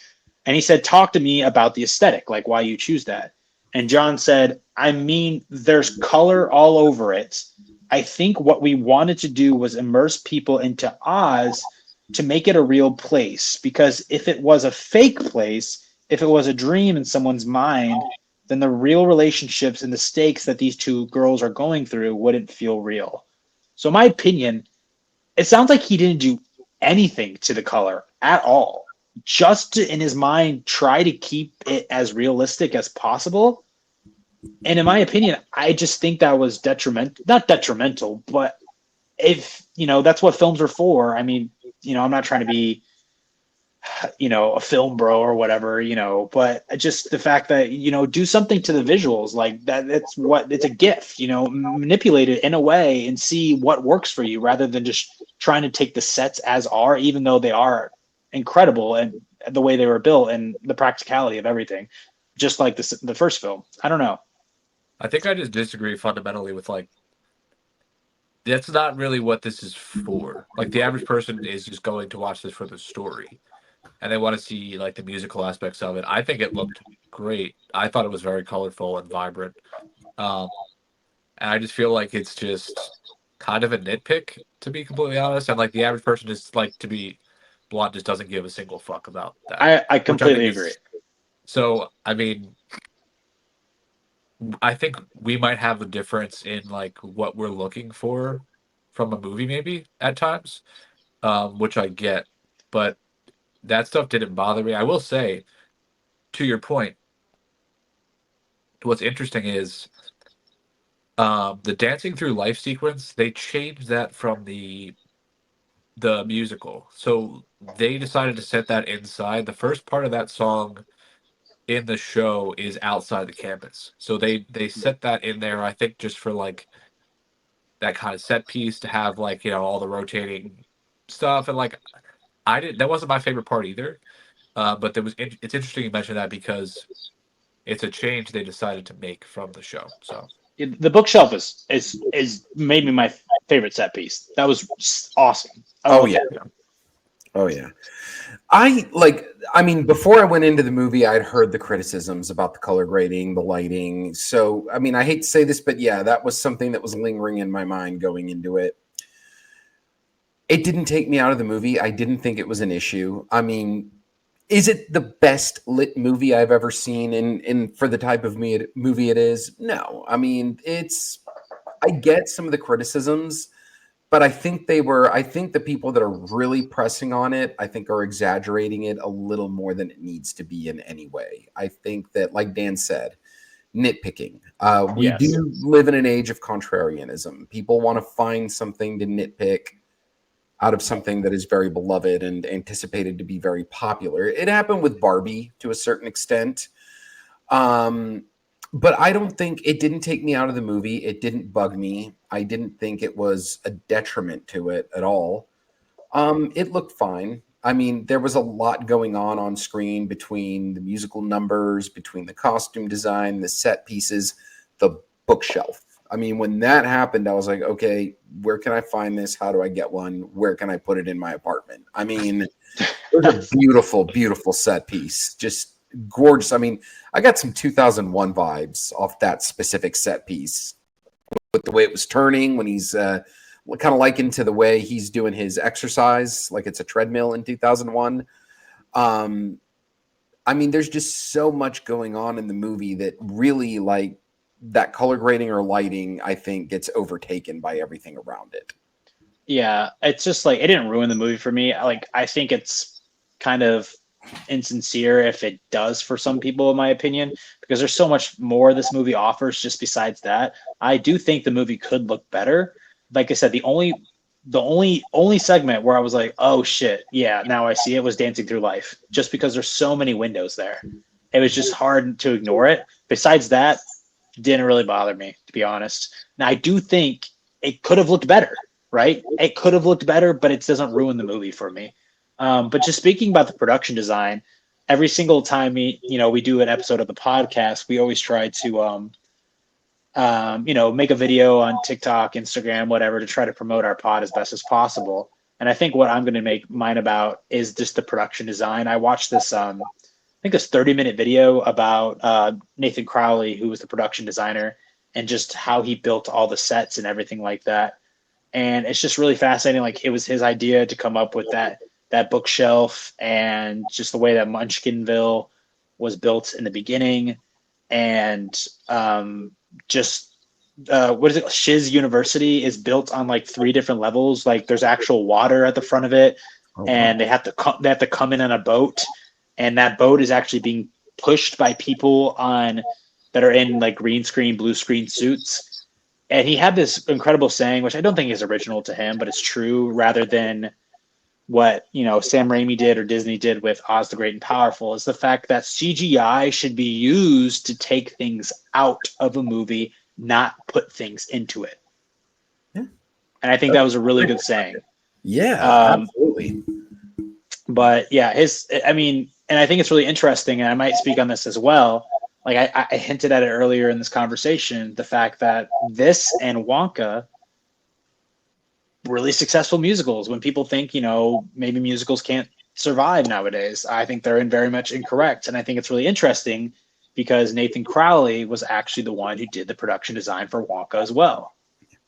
And I think you just have these practical, you can tell when it comes to this movie and when it comes to Wonka that there's so much love behind it, and that it feels more grand. And I find it really interesting because I'm curious where the budget goes when it comes to these 2 movies, because I think part 1 and part 2 both have a budget around $150–160 million, making it $320 million, which is, it's a large sum, but we've talked about it, the fact that this movie is going to make $1 billion, or both of them are going to make $1 billion. But I'm curious because I feel like a lot of the sets are going to be repurposed. I'm just curious, what is the difference? And I think he said it just costs so much money. What is the difference between building a practical set and using CGI? Like, how big of a cost difference is that? Because movies that use CGI are around $200 million. They're more expensive than this is. And I was waiting for Dan. Dan had to step away for a second. I wanted to say this cool, interesting fact, was that Nathan Crowley, before he was on Wonka, before he was on this movie, was actually Christopher Nolan's guy. He did a lot of Christopher Nolan's production designs for his movie. And it's interesting because, like, the number one practical effect that people have been talking about when it comes to this movie is the 9 million tulips, right? Or is it tulips, or I think it's tulips that are on Munchkinville, on that little hill. And it's funny because he went to the studio and said, hey, I have this idea. I want to do this. And they're like, are you sure you can do that? Like, I think we should just not do that. Like, that's a simple thing that we can just do with CGI. Especially he was talking about the fact that the different colors of the tulips actually grow at different paces. So you have white tulips that grow faster than like red tulips. So you have to plant the white one, or you have to plant the red ones before the white ones. That way they're all the exact same height. Crazy things to think about. Really difficult thing. Anyways, it was funny because he talked to the studio, he talked to Universal and said, well, on the set of Interstellar, I grew corn in Canada during a time period when there shouldn't be corn, and I was really successful at it. So from that experience, because I think it's funny because that's one of the most famous like production design stories of all time, is that corn with Interstellar. Because of that and that example, he was able to do these tulips in this movie, which I find that really fascinating. But yeah, and I loved all the sets here, and I feel like that the sets themselves, I think, added so much to this visually, and I feel like that's kind of what I was often more focused on between that and the performances and the music, etc. I think we definitely should talk about the performances. What was your favorite, and did you feel like anyone was miscast? Interesting. It's funny because I think a lot of people when they talk about this are like they actually got singers to do this, um, which they did. Obviously, the two people that stand out that aren't singers are Michelle Yeoh and Jeff Goldblum. But they barely sing at all. But I really like that the two of them are in this movie. I think they're such unique actors and just really fit this world. When it comes to the performances and everything like that, I was very surprised by, I guess there are two parts, but by how little Ethan Slater as Bach got to sing at all. Like he has one or two lines, maybe that's it. Um, but when it comes to performances, I was actually more shocked. I don't know if I saw a different movie than other people. I watched this until 12:30 in the morning when I saw it, which is insane just because of how long this movie is. Obviously she was very good, but I thought Cynthia Erivo gave a better performance to Ariana Grande. And I mean, I talked to my brother this morning, and he even texted me about it. And like, he's like, Ariana Grande is like, that's like it in this. And I don't necessarily know what I didn't see that other people saw. Obviously, I think she's fantastic, and I think it's more of I compared it to when I talked about this with my wife. I compared it to Ryan Gosling's performance in Barbie. There are some moments in Ryan Gosling's performance in Barbie where he does get emotional. Obviously, it's supposed to be comical, and there's parts in this where it's not supposed to be comical. But I think what people were, in my opinion, maybe most impressed when it came to Ariana Grande was just the fact of how well she nailed all the comedic beats, because that's such a big part of Glinda as a character. Obviously, Elphaba is way, way more serious than her. And I think that's what stood out probably the most to me. And maybe that's what was standing out the most to other people. But for me, I was more connected with Elphaba and how Cynthia Erivo was portraying her, because I think her arc is just way more interesting in this film. She's so reserved at the beginning and then just becomes so confident at the end. And you're expecting that. But I think Cynthia Erivo was perfectly cast, not only for her voice, but then also like she exudes confidence like really well in normal life. I mean, people have made fun of the way that she's reacted to some stuff, but the thing is, she doesn't give a shit, right? She's very confident in herself, and that's exactly what Elphaba is at the end of this. So for me, I was more impressed with Elphaba than I was with Glinda with Ariana Grande, because I just feel like Glinda's kind of like a cartoon character sometimes, whereas when Elphaba, I saw like a real person, behind the green. Yeah, I would say I think that Elphaba is supposed to be the character you can connect with more, but I do think I will say Glinda is a very real person, I think, in real life, just in terms of like how entitled she is, how she just kind of cruises through life. Everything goes her way, everything is comfortable. She is very, very selfish at the start of this and like manipulative. But there also is like there is a level of likability, and you can cheer for them both and cheer for them both to develop in different ways. Um, I think it's hard. I think they're both really good performances. If I had to pick one, I would probably lean towards Cynthia. But I will say what Ariana is doing is really, really hard. And I was very vocal about it. I was concerned that she wouldn't be able to handle the acting because um, there is a lot to the character as like in direct opposition to Elphaba, and in terms of like Glinda as a person in society who ultimately kind of stands by and allows things to happen and doesn't do anything. It doesn't take action. Um, I think it's a really interesting dynamic, but there also is like a deep, deep friendship there and like love, and she's kind of struggling with it, but she's very much just ends up being a pawn, sort of in this situation. So yeah, it's tough, but I do agree with you. I do think Alphaba is the more difficult performance, but I think Ariana just like fit perfectly into Glinda naturally. Like she was Yeah. able to do that kind of uh like hyper energetic, bubbly pompousness very well. And I think that was probably a little more comfortable. So yeah, but they're both very good. I do agree. I think Cynthia Erivo definitely gave the performance that stood out the most. If either of them are going to get an Academy Award nomination, it's going to be her. But Ariana Grande also fit the character of Glinda extremely well. And that's where, I mean, the performance really stands out for her is that Ariana Grande fits that character type completely well. She played it well. Stone, you made a really great point about Glinda being more of a cartoon character, kind of that bubbly nature. Whereas, with Cynthia Erivo, the big part of the performance of Elphaba is that you're bringing out the person behind that green makeup.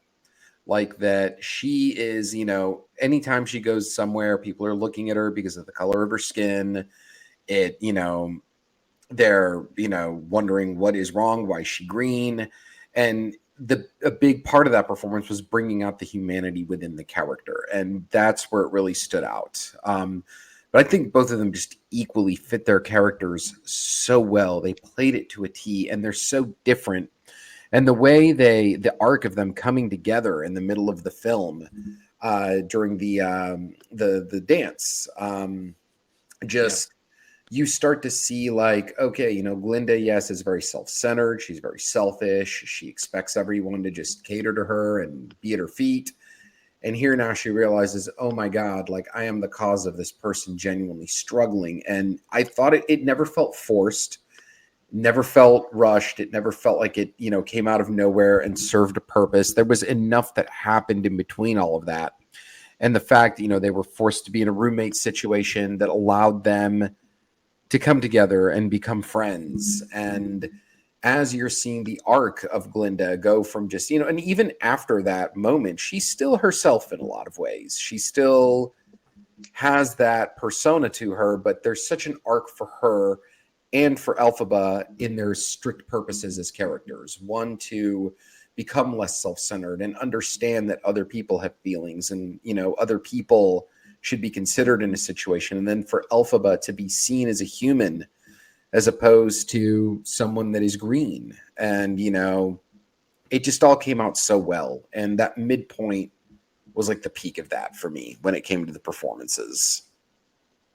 And I do think this is interesting coming out right now because I think one of the movements we've seen in really the last maybe 15 years in film is humanizing villains or taking villains that we can understand their motivation, making things less black and white. Wicked, the show, literally led the way in that movement. Like the success of the musical changed, like it set the standard for doing this, and it's been replicated over and over and over again. And I think I mentioned earlier one of the main additions this movie has to the musical is showing you like Elphaba as a kid and understanding like what she went through there. And I think that even further drives home the point where you get treated in a certain way for a certain period of time. Eventually, you just say, okay, I'm going to go ahead and be exactly what you're telling me I am. And you see her kind of trying to fight against that, but I feel like Cynthia plays it so well where you see she has like a lot of anger, like really deep inside her, and that's where a lot of her magic seems to come from. And I think she plays it like very under control, but also just on edge, and fed up with kind of everything and everybody. And also it's like you said, Stone, she really just doesn't care about what anyone thinks of her. And I think Cynthia is very much fits into that really well. So Well, I guess she does because remember, I think Adam, you just talked about it, but I think maybe the best scene between the two, honestly, is I think it's called the Oz Ball or whatever that club is that they're in, and Glenda's kind of like, well, I think someone's like, well, she doesn't care about it. She's like, yes, obviously she cares about what people are saying about her. Like she is a human. I mean, yeah, but that's like a situation where she was like purposefully set up to look ridiculous. Like obviously, Like she didn't in care that, about okay, that. I got you. But in terms of like who she is, she's very, and obviously it does hurt her, but she's so used to, just in terms of her skin, etc., being viewed in a certain way. I feel like she's very matter of fact about it. But in that situation with like the hat and what she's wearing, like she was made to be clowned on. So I think that, anybody would be affected by that. I will say, Adam, remind me. So you hadn't watched, you knew about the musical before going into this? Yeah, I knew about the musical. I knew the general concept. I knew what it was. I was very aware of its popularity. I just didn't know the exact story. Like everything. Okay. So did you know anything about the animals? Nope. That Yeah. was great going into blindly. Because and funny, even Dan, Dan was really good about keeping things spoiler free for me. Was kind of saying there's a lot of themes within it. There's a lot of things that even pertain to today's society. So I went in knowing that this was going to be a deep movie. And I was like, okay, how are they going to do this? Because all I knew was it's a musical, it's popular, it's an origin story or a backstory on the two witches, and it connects to the Wizard of Oz. And it's very popular. And as the story kept unraveling, I was just more and more immersed into it. I was like, holy shit, this is amazing. I am having a wonderful time. And I mean, if it's I barely use Facebook. Sometimes I'll just, put up a status on how I feel about a movie. And I clearly said, I'm not a musical guy. A friend of mine always has a laugh when I critique them by saying there's too much singing. But I cannot hold this back. Wicked is fantastic. It's a movie that I think is really needed right now. It's great escapism, but it has depth. It can connect to a lot of what's going on in society, and it uses those underlying themes and just presents this really great form of escapism that it's a beautiful experience. It really draws you in. And I really liked what Peter Dinklage was doing as Dr. Delamont. And I love that. I love that storyline because him being a history teacher and, being silenced as someone who's talking about the past, and he talks about understanding, how to understand what we've been through and what our history looks like, and understanding different trends and how things develop, and understand history is the key always to understanding what you're seeing in the present. And I think when you remove that and silence that, that's a very dangerous thing. I love that storyline as well. Oh, yeah. I loved it as well. It was a heavier part of the movie, and it played out beautifully. Yeah, I'll say I talked to a buddy who never even knew what Wicked was about, and I asked him because I remember watching this show. My favorite thing was finding out everything about the animals. Did not know that was a storyline. Really interesting. Obviously, how it played into the flying monkeys towards the end of Act 1. And he said the same thing. He just thought that was really cool, just something he hadn't thought about in The Wizard of Oz that maybe nobody's really done before. And yeah, he was just really connected with it. What did you rate this? Curious. I gave it a 4 out of 5. That could change upon second viewing. My brothers are now suddenly interested in watching it because I've been speaking about it so highly. They are not musical guys, but I'm the movie guy in the family. So they, if I have high praise, they'll give something a chance. So it could bump up a half a star upon second viewing. But it's a 4 out of 5 right now. I'll say for me, I also have it at 4 out of 5. One thing I didn't mention yet was I did feel the runtime. I think this is really well paced because everything that's in the musical, they really don't add too much. We talked about what they added, but everything is very pertinent to the story. I will say I watched this until 12:30 in the morning. So I think that's maybe why I felt the wrong time. I was like, okay, defying gravity. I got it. So I think that will hurt me as well. It might go up just the same as you. Might go up on a rewatch, but I have it as a 4 out of 5 as well. I will just, you mentioned the pacing. I will agree. Personally for me, I saw it at 6 o'clock. I thought the pacing felt great.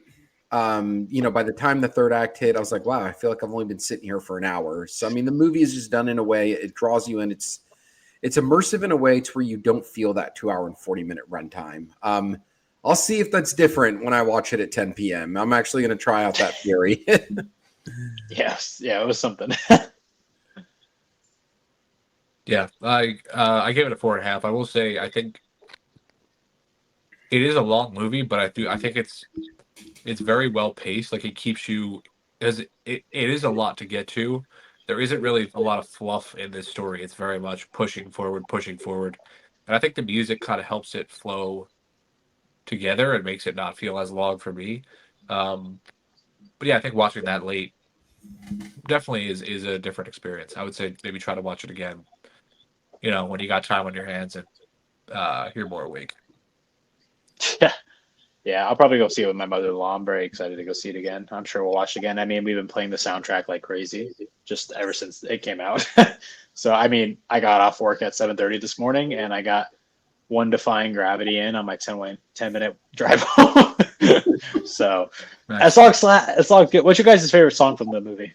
Final thought, or from the musical, the first act. I love Defying Gravity, but Popular is catchy as fuck. It's been in my head. Like, I mean, coming from and I will emphasize this, a non-musical guy, I have been just singing Popular in my head. I've been listening to the soundtrack in the car. It just, I don't know. It's something about this movie, like, just sticks with you. It gets into your head, and it's done this to me. Like, I'm a little more curious now to like go explore more Broadway. Mamma Mia, yeah. I was gonna say, I think for me, Popular was the song I knew the most before I watched the musical. So when I watched it, it didn't hit me as hard. Like I had heard it before. But for me, it's What Is This Feeling? I really like that one. Like with the loathing, I'm like, damn, this kind of goes hard. And then I love it when like songs layer like on top of each other, like different lines. So that's probably for me. But nice. Dan, you want to sing yours real quick for us? No, I'm very strict today, everybody. Oh man, so no singing. Oh, we thought you were gonna sing. No. I like No One Mourns the Wicked. It's probably my favorite. Oh wow.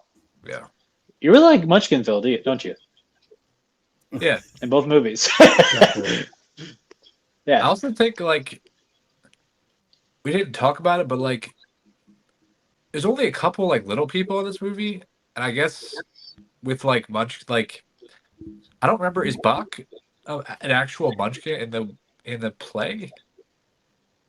I think so. I don't know. I find that a little bit frustrating, especially in a movie with like Peter Dinklage in it. Like I feel like I think we should talk about it. I mean, what do you guys think about that? Like, I mean, that makes sense why Peter Dinklage is in it, and there's no, little people, other, cast in any other roles. There are a couple like in the background, which I didn't understand. Like, if Right. you're gonna like, I didn't get that. I'm curious because I know Peter Dinklage has been like kind of the one that the little person community doesn't necessarily like because he was like the one where we shouldn't get cast in these roles, and then but he's like the most famous one, and there's really no one to compare him to. Yeah. So he has the career to get cast in other parts where other people don't, and they need it in. They need a way to get into the industry, and that just allows them to work.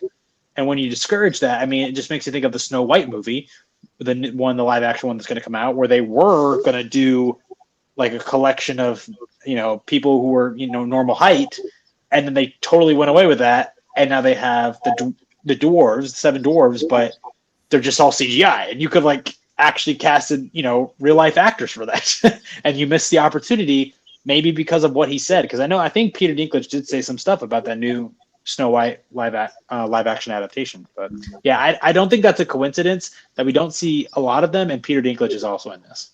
I don't think that's a coincidence. Yeah. I think it feels a little gatekeepy. I can't lie. Like that's just how I feel about it.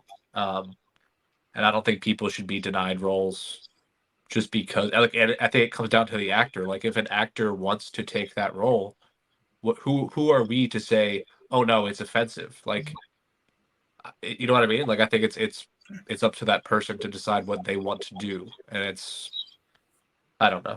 That's how I feel about it. And I mean, Peter Dinklage is a great example of, how his stature and height does not interrupt his ability to play any character. Yeah. My introduction to him was actually a film called The Station Agent. And holy cow, like, what a performance. I mean, it's incredible. I agree completely. I mean, Dinklage is an excellent example of an actor who could play any character, and his height should not matter. Yeah. I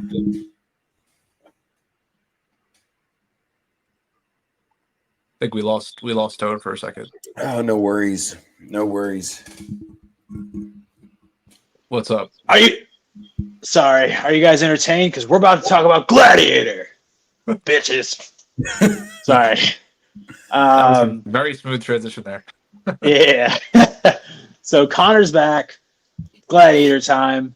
Connor, you know what? Take it away. You've been gone for a while. Tell us the story of old Russell Crowe, old Maximus, Commodus. I think this is like one of the best movies ever.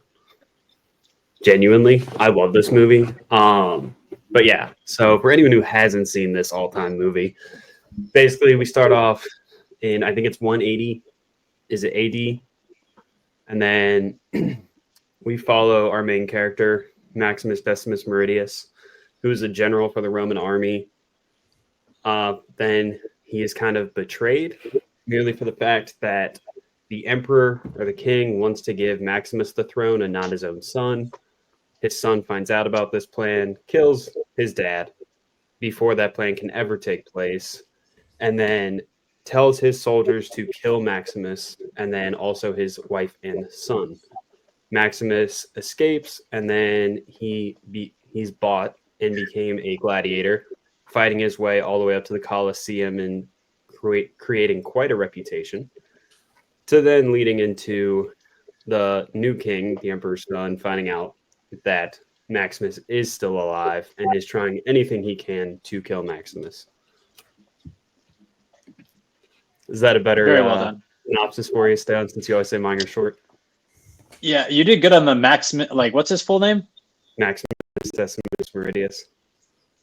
Bravo. I could not have done that. I'm glad that you said that. Here's my biggest gripe with this movie, though, and it's the only reason it's not perfect in my eyes. Did you guys catch it when they were going to kill Maximus in the woods? And the only reason he lives is because of poor editing. Like, he throws this. Yeah, I know you sent it to me on Twitter, but basically he has a knife at his, like, the back of his throat, and he just, like, lifts his head up and, like, hits the guy. When in reality, the sword should have just gone right through his neck.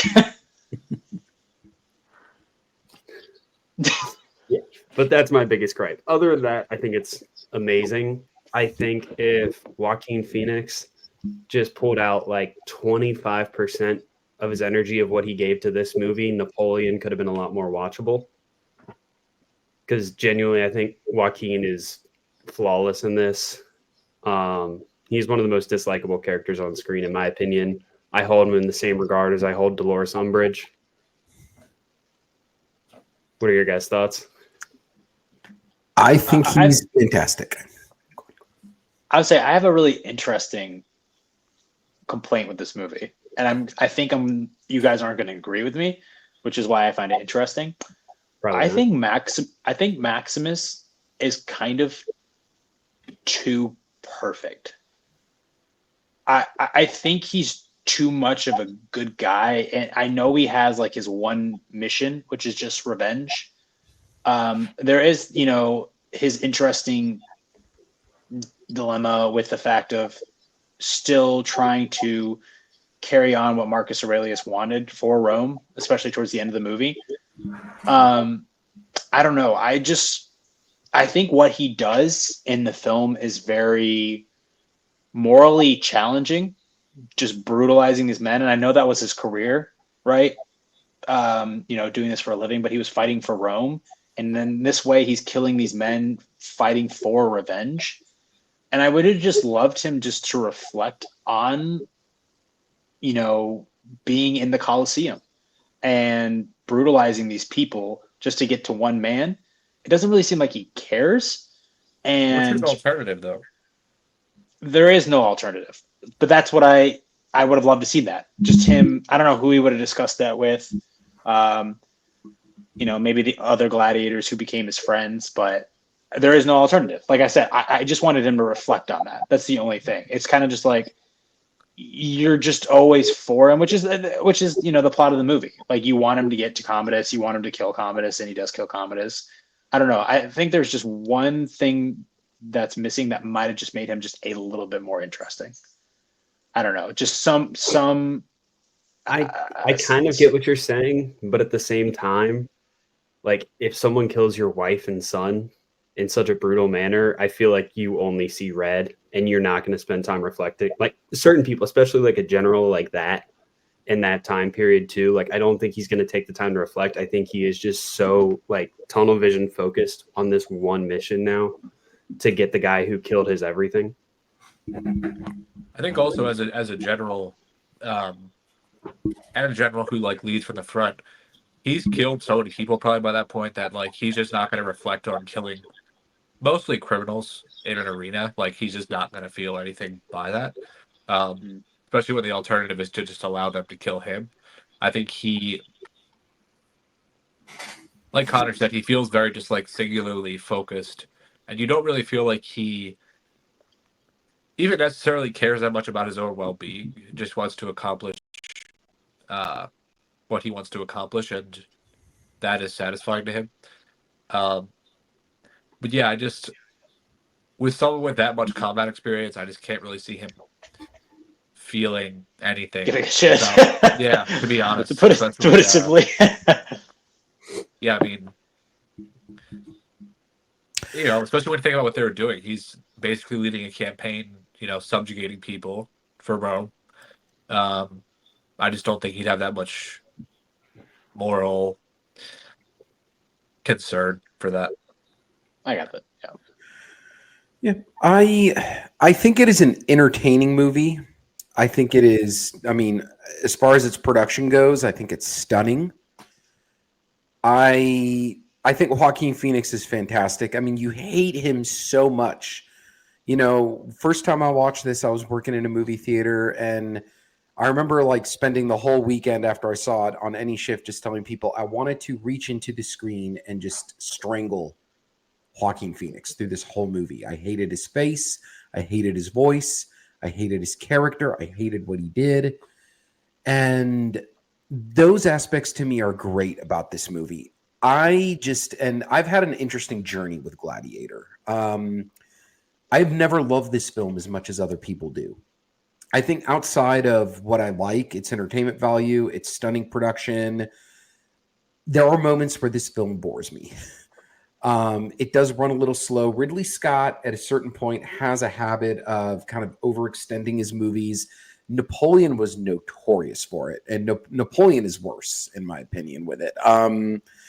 There are just a lot of moments here that I felt like the dialogue really dragged out. The film could have been tightened up.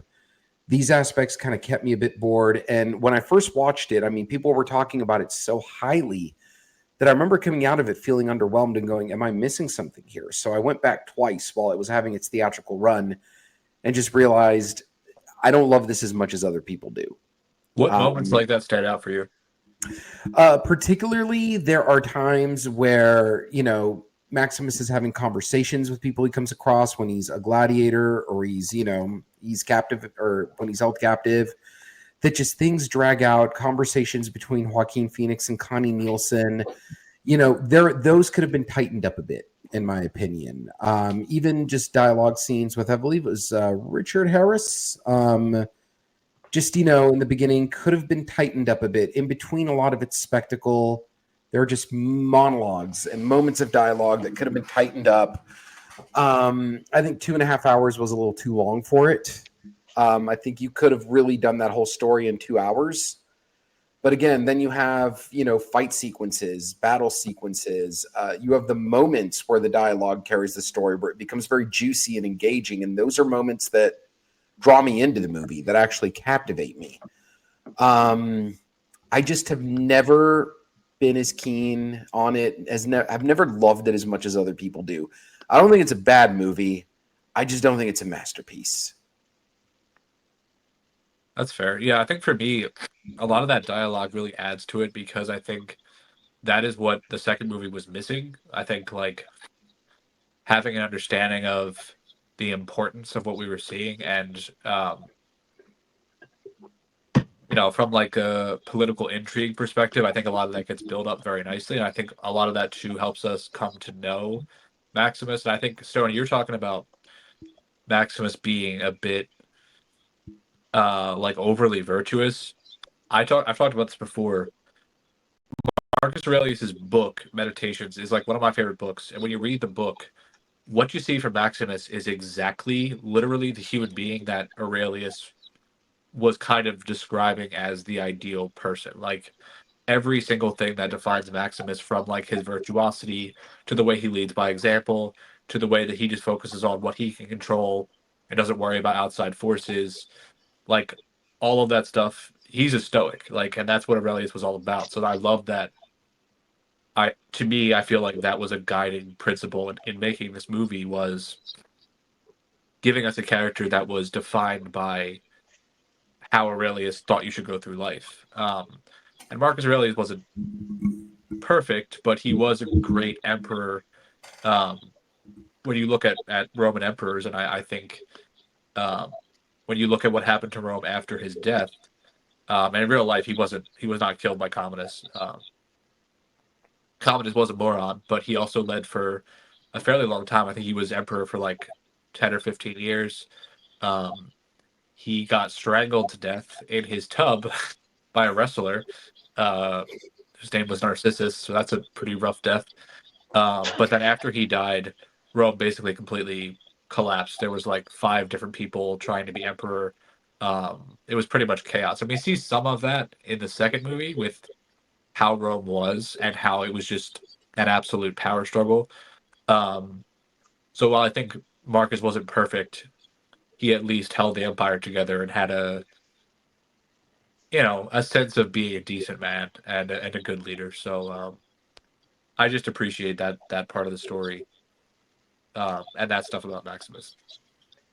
I'm the bandwagon off what Dan was saying about how I think the dialogue is some of the best scenes in this movie. Because genuinely, I think maybe my favorite scene and what might be the best scene in this entire film is when Joaquin's character has Lucius and then is describing to Lucius's mom, like, a story about betrayal, and you just see her breaking down. I think that might be the most impactful scene in the entire film. Yeah, Connie Nielsen is so good in this. Yeah. And I think in real life, she was involved in a plot to have Commodus assassinated, and he did find out, and he exiled her and then had her killed. So yeah, he was a terrible, terrible person. Also, just a part of my heart got really happy. Adam, I'm a huge Sons of Anarchy fan. It's been a while since I've watched this, so seeing Tommy Flanagan in this just made me happy. Right on, man. Yeah. That's one thing I will say. The cast is great. Dan, just really great the way you pointed out the stoicness of Maximus. Russell Crowe has an ability to bring out that kind of character. Personally, if Russell Crowe was going to win an Oscar, I thought it should have been a year prior for Michael Mann's The Insider. But like the more I've gone back to Gladiator and I've really observed Russell Crowe's performance, the stoicness, just the cold blankness of him after everything he's been through, and his whole objective is to get to the top and just slay the guy that's responsible for the death of his family and him, basically being enslaved as a gladiator. The way he takes the audience through that with just a stoic, cold, unemotional nature is brought out really well. The acting in this movie is fantastic, and that's, one thing that I think is such a strong point for it. Yeah. Yeah, and I think, John Hansu is incredible. I love him as an actor. I wish he had been involved in the second movie. But that would have been great. That would have been so good. Yeah, I will get to it, but it just seems like, I don't know if they just didn't ask him to be involved, or there was never a plan for his character to have a a story, but it seems like a huge wasted opportunity. I don't know. I love what he's doing in this, and honestly, all the guy like it. It feels like everything the second movie is kind of trying to imitate is actually working here. Like the camaraderie of his core group, especially like the guy who's really large. I don't know the guy's name, but him, Juba, and Maximus, and you understand why they respect Maximus and why they look up to him. A lot of those guys served under him or were familiar with him as a general, and he commands that respect because of who he is. It's not just like he's not some kid. Like it all works, and he takes command of them because he's a leader. It just I don't know. It's everything. It kind of works for me in this, and then doesn't work in the sequel. Well, I mean, we're not going to talk about it yet, but watching Gladiator 2, it was like you said, Dan, it kind of really made me be like, so this is like kind of what Gladiator could be like if it was poor. So, yeah, it's tough. And it's funny too. Like, we haven't talked about it, but the fact that this movie is like came together like it did is kind of a miracle because they didn't know what the fuck this movie was going to be about really, and they just like made the script on like as they went along kind of a thing, and at the end they really didn't know who wrote what part. And like I believe Russell Crowe thought that his lines were like idiotic, but the reason why he still believes I think he still believes they were, I can't remember what exact lines, but he says the reason why they work is because he's such a good actor. Like he could make the lines work. He still didn't like them at all. And it's just like he was just not on board at all. And then obviously the famous story of Oliver Reed passing away. I was trying to look for like where they like fixed the movie to make it, him still appear in it. I believe it's just that his death scene is the only thing that kind of looks a little bit off, like how the lighting on his face and how it's framed in a way. I don't know if you guys have any info on that, but that's the only thing I could tell where it was maybe just a little bit off, where they were trying to, put him in there where he couldn't be. That I'm not sure of. Actually, this is the first time I'm hearing of it. Oh, yeah, he basically I think he just drank himself to death while filming the movie. Like he literally just collapsed one day, and they're like, "Oh shit, he's dead!" Like they weren't expecting it at all, and he was just out drinking one night. Yeah, they were partying really, really hard making this. I think him and Crow together, but he was going just on an absolute bender, which is a Which is shame. wild that Crow still looks so good. He looks like the type of guy that would do that. Oliver Reed does. Yeah, really does. Yeah, so I'm like reading here just a little bit. So apparently his drinking during production got really, really bad. A lot of people felt he should have just left the production, but he was so dedicated to making sure that he, gave Ridley Scott what he wanted. He was very committed to him that they kept him on, and he kept going until he couldn't make it. He even had promised Ridley Scott he would not drink during the production, which that didn't really go through. And yeah, May 2nd, 1999, right in the middle of production, was when he met his unfortunate demise. I have a question for you guys. I guess with historical epics in general, how much do you take into consideration like accuracy, and what to you is acceptable in terms of changes or alterations to history when you're making a story like this? I think looking at these two movies, it's an interesting like avenue for that conversation, because in the second movie there's some stuff like, to me, the way I look at it is I don't want to see something that's so absurd that in my mind I'm like, I'm watching a dumbass movie. Like I don't mind, like for example, the first movie, the opening battle, is incredible. Like that's an incredible sequence, but they have like like flaming catapults, flaming arrows, ballista, like none of that stuff ever would existed. Also, the tribe they're fighting um is portrayed as very, very like primitive. in reality, they were way more advanced. That war took Rome like 15 years. Aurelius never conquered those people. He died way before that war ended. Um, but they're kind of portrayed in a way that like you recognize like a classic like Germanic villain tribe, whatever. But all that stuff never would have been there. Like, there never would have been flaming catapults or ballista. Like, but it makes for a really cool scene. And the average person watching that wouldn't be like, oh, they wouldn't be using this in this battle. Like, it works. But then I think you go to the second one, and it's like there's a guy standing on top of a rhinoceros that's CGI, and it's like, what are we doing? Like, this is just fucking stupid. So the way I look at it is, as long as it's not so distracting that it triggers in your mind, you're watching a movie, it's fine. But I want to get your take on it. I'll answer your question because, like, I mean, you and Stone obviously know anything in like a military movie that gets wrong, it immediately pulls me out of the movie. So it really bothers me. Something like this, I'm so ignorant to. Like, I just haven't read up enough on Roman history that I think maybe that gets past me. Like, I didn't know that they didn't have, flaming arrows and catapults. Like, so I think that may be why I enjoy it more. But yeah, when I'm very knowledgeable on a topic, sharks, military, etc., it'll really pull me out of the movie and bother me. I think it's there's a balance and there's a line. For example, something like Braveheart, which the entire story is extremely inaccurate, is something that can easily be a detriment. With something like Gladiator, you're mentioning, Dan, that like flaming arrows, catapults weren't a thing. That's something I didn't know. Like, you educated me there.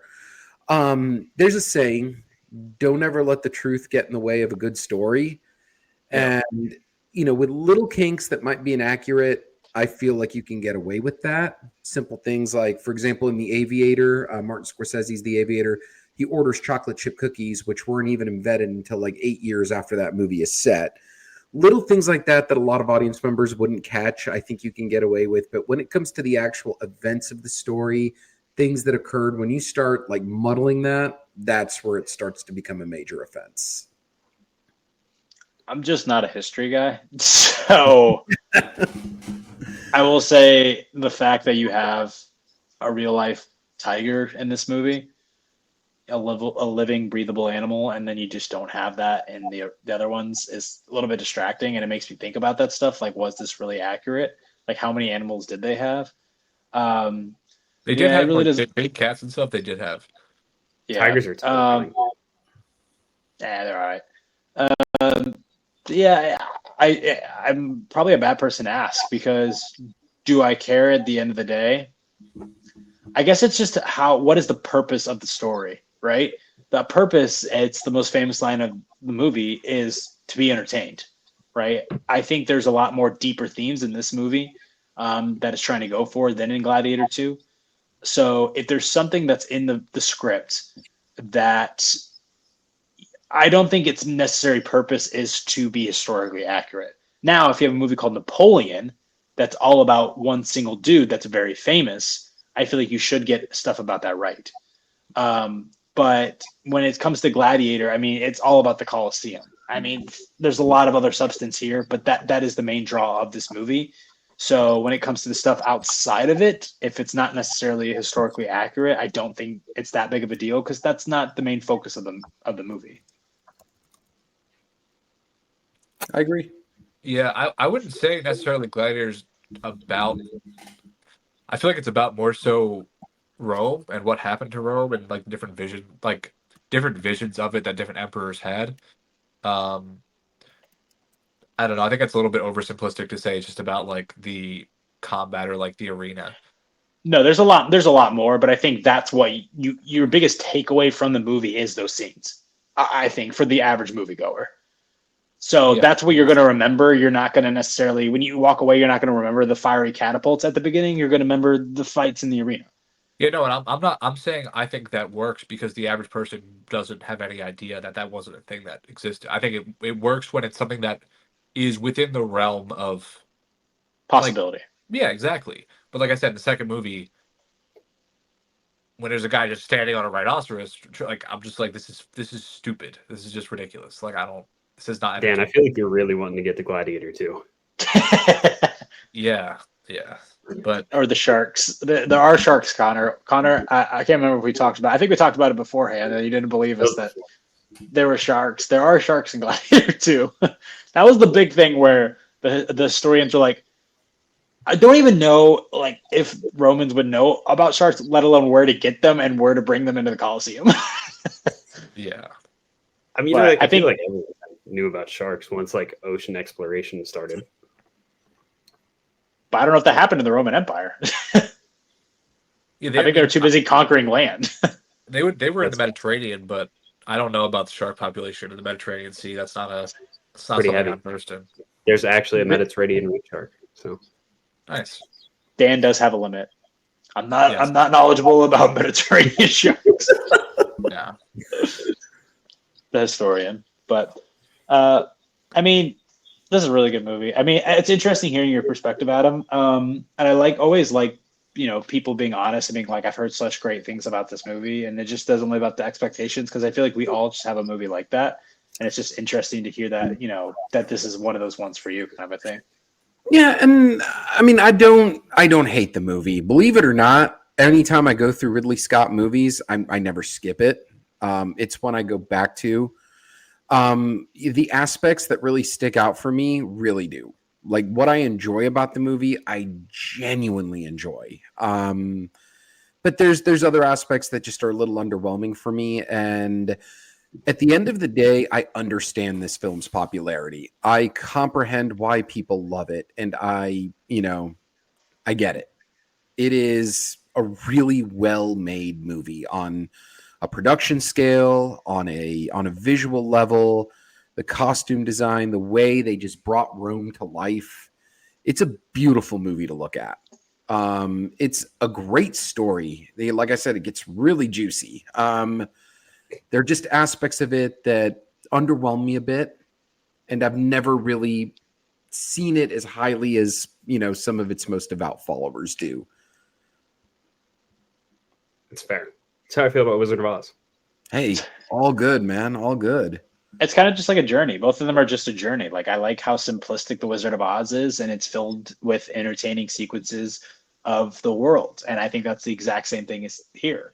You can just boil it down, like Dan was saying. Maybe the story isn't as simplistic, and it is about the state of Rome at the time.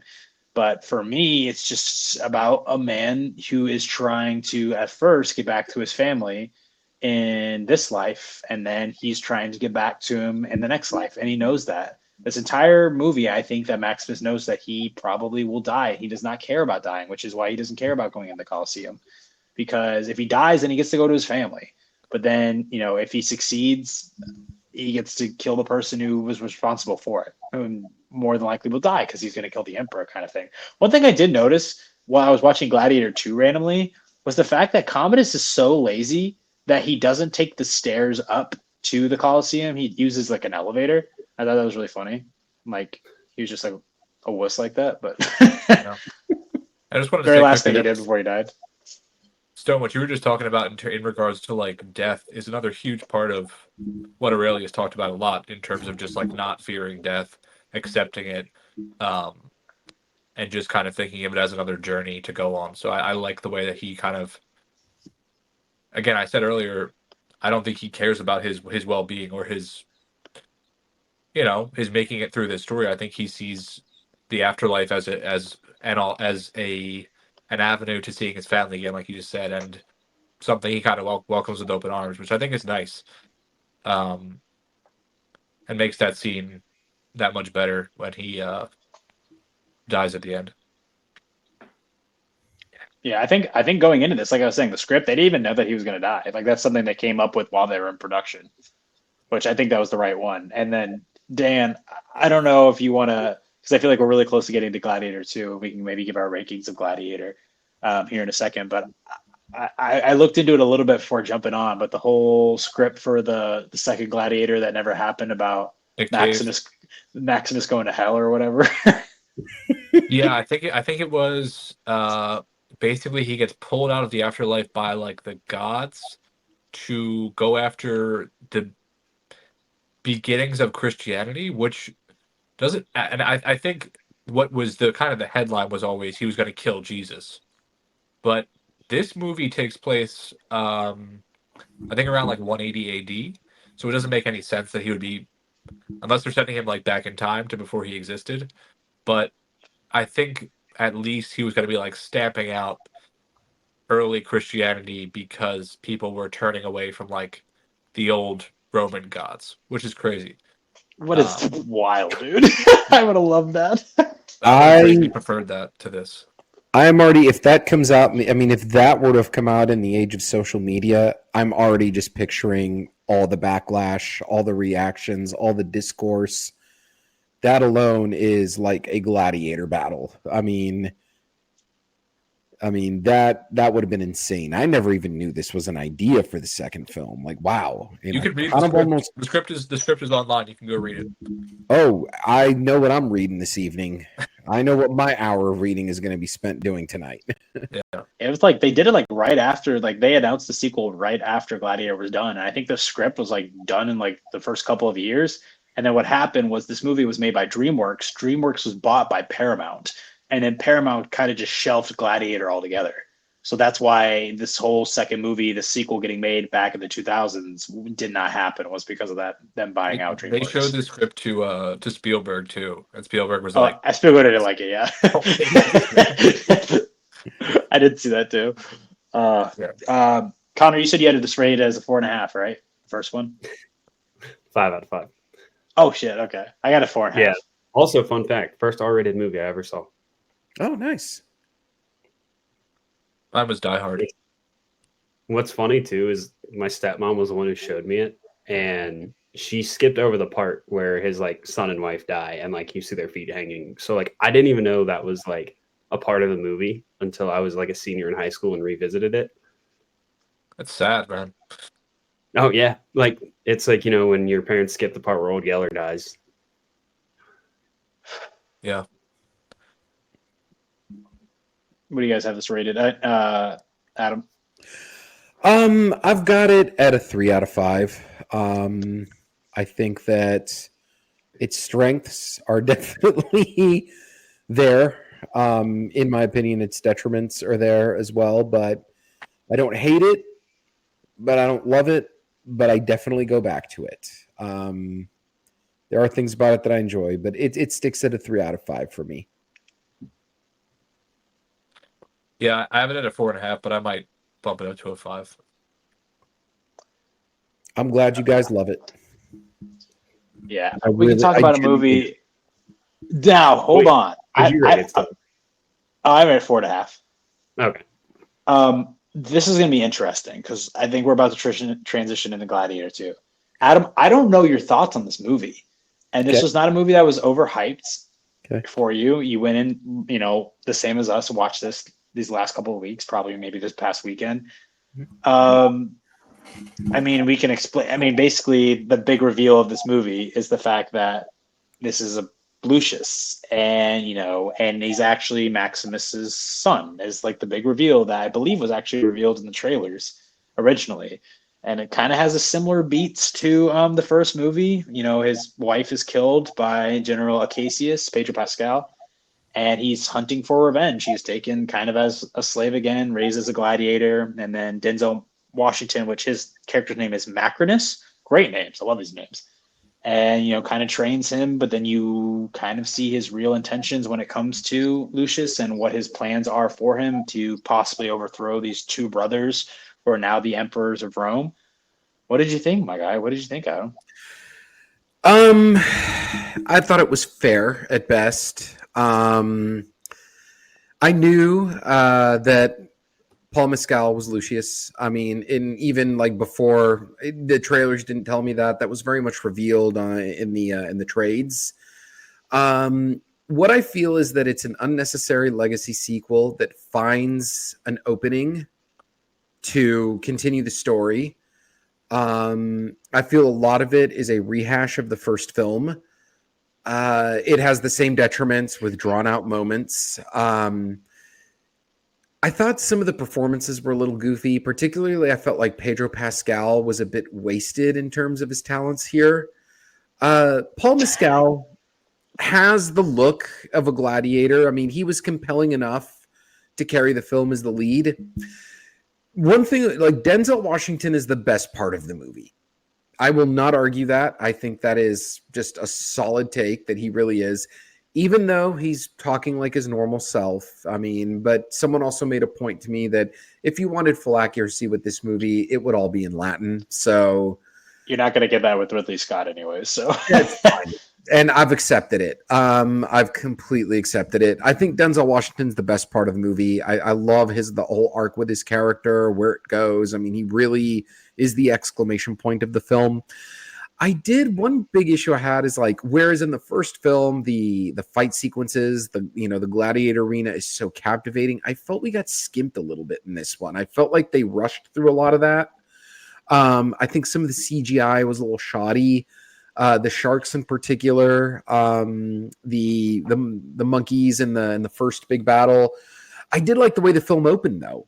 I mean, I love that it just opens up subtly, just outside of Rome. Where's Lucius these days? It opens up with a good battle. But the movie just as a whole never really found its rhythm. I think it's fair at best. I want to get into my biggest gripe because even Dan doesn't know about this. What I've been just wanting to talk about, I might make a video about it today, is I think even back in the day when they were trying to put this sequel together, I think they still came up with the idea of, what if Lucius was Maximus's son? I think that was an idea that was shot around a little bit back in the day as well. And, that is, I remember on Dan's video, he just flat out said it because I think it was pretty obvious by the trailers. And like you were saying, Adam, you kind of figured. And I remember Dan in his comments, like tons of people were like, dude, you're incorrect. He's like, nope, that is the plot of this movie. That is what happens.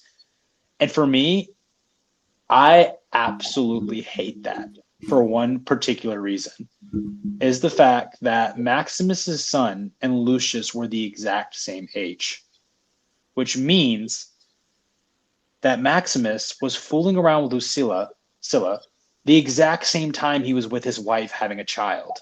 And I think the driving force of the first Gladiator movie, and it's annoying because I think a lot of people argue with Dan with the fact that you don't get a lot of time with Lucius and his wife in this. You don't really feel their connection of how much they love each other, where you do in the first film. And you don't get a whole lot of time at all. Like, I mean, Maximus and his wife don't have any screen time together. That's not in the afterlife, probably. But it's the fact that the entire movie, he has one purpose, and it's to get revenge. And you can tell how much he loves his wife, how much he loved his son. That's all he wanted. He could have ruled Rome, but he wanted to go back to them, which is an insane thing to think about. But then at the same time, right before he was having his kid, he was fucking Lucilla. Like, I have such an issue with that. Like, I think that just totally diminishes whatever you thought about Maximus in the first movie and how much he actually cared for. Like, if Lucius was a little bit older than Maximus's son, this totally would have worked, in my opinion. Obviously, they had a relationship years and years before. Nope, not years before. Days, months. We don't fucking know. And I think that just hurts Maximus's character, the fact that he does have this other son. And it totally just dampers that first movie for me. And it's canon. I mean, I can ignore it, but it's a sequel. And that's something new that I'll have to think about whenever I go and revisit it. And it's totally retconned. I mean, tons of people have gone back to the original movie and like, was there any hint at all that this was Maximus's son? No. It is something they added to the movie to give you some stakes. I don't agree with that. I don't agree with that at all, actually. I think if you watch when you watch the first movie, there's enough hint at their past, and then I think in the scene, especially where Lucius and Maximus have a conversation at the bars, I think it's framed in a way where you feel like there's some kind of connection there. But I think you're making a great point. I think Lucius seems a little bit older. That we only really see Maximus's son in that like when the Praetorian Guard are rolling up to his villa or whatever, we get a shot of him. I think he looks a little younger. But the thing is, Lucilla and him literally have a conversation where they both say, our boys are 8. Without that, this could have worked. But they literally have a conversation where they're like, our sons are the exact same age. Yeah, then I think it's a great point. Yeah, I fully agree. So I hate it. I hate it. It's terrible to think about that Maximus was with her the exact same time he was with his wife, who he just has an undying love for, him and the kid. It's just like, did you really? I know it's Rome and back in the day, and obviously probably people were fucking whoever they wanted to. But I thought Maximus, the godlike person that was in the first movie, wouldn't be like that. He didn't seem like he would be like that at all. But nope, based on the second movie, he was. Well, it's interesting because that was also one of your complaints about the character. So does that make you? Would that just maybe make you like reframe how you think about him, or? If that was insinuated in the first movie, like if that was a possibility, right? If this was planted in the first movie that Lucius could possibly be his son, I think that would have been very interesting and something he would have had to live with. But it's not. It's not. They are the exact same age. So this is something that they're like, I guess we can kind of do this, but it totally ruins Maximus's character for me. Yeah, it does take away from the character. It does take away from his integrity. I completely agree, especially the way he was built up in the first movie to be this noble, guy who's just, in a place where a lot of bad things happen, where a lot of people are terrible. He's the one guy that you can stand behind who just has good ethics. And yeah, it absolutely takes away from that. It diminishes his legacy. Yeah, if he had an affair, that would have been interesting, but there's no recollection on his face that ever happened, right? It didn't happen. Like him and Lucilla had a relationship. It was done with. He met his wife and she met somebody. That's it. Yeah, I agree with you. But to touch on this movie, I think these performances are like really mostly bad, almost across the board. Mescal, I don't think he's good. no, I think he's miscast. not really. I think I think a lot of it has to do with the way this character is written. Like most of what he has to say, I compared him to like a video game character. He just has these like generic like NPC statements about just like Strength and honor. yeah, like he just says bullshit. And it feels like he's trying to be a callback to Maximus, but like in the most superficial way imaginable. It's like he puts on his armor and like okay, like he has the way he speaks is so odd. It's terrible, and I think I might make a video about this too. People said, "Oh, you didn't see anything with Maximus and his family." You spend so much time with Maximus before you find out that his family is killed. You get to know his family and his dynamic with them through his conversations and the way he speaks about them, and the way you see he just wants to get home. Literally, this movie starts, his wife dies. In the most, like, it's so obvious that's what's going to happen, and she dies immediately, and then he's just like, oh, I hate Cassius now. You don't hear him barely say a word. It's not the same. It's not the same whatsoever. Also, another thing, he jumps around too, like of what he's fighting for. The thing about Maximus is he's always fighting for his wife and his kid. That's always what he's fighting for. His wife, Lucius here, kind of gets lost, and then he kind of starts fighting for his mom, and then he kind of starts like fighting for his dad, Maximus, at the very end, and for Rome, like, which he hates.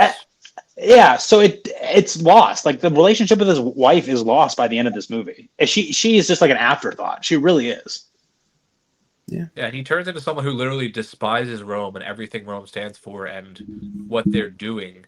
And then he's just like this soldier of Rome who's fighting for like the empire to like function in the right way. And there's this huge confrontation with, the two armies. He's fighting this like 80-year-old man, which is supposed to be climactic, which is ridiculous, frankly. The same thing. Like, what are the stakes of that fight? It's really absurd. I think Fred, is it Heckinger or Hetch?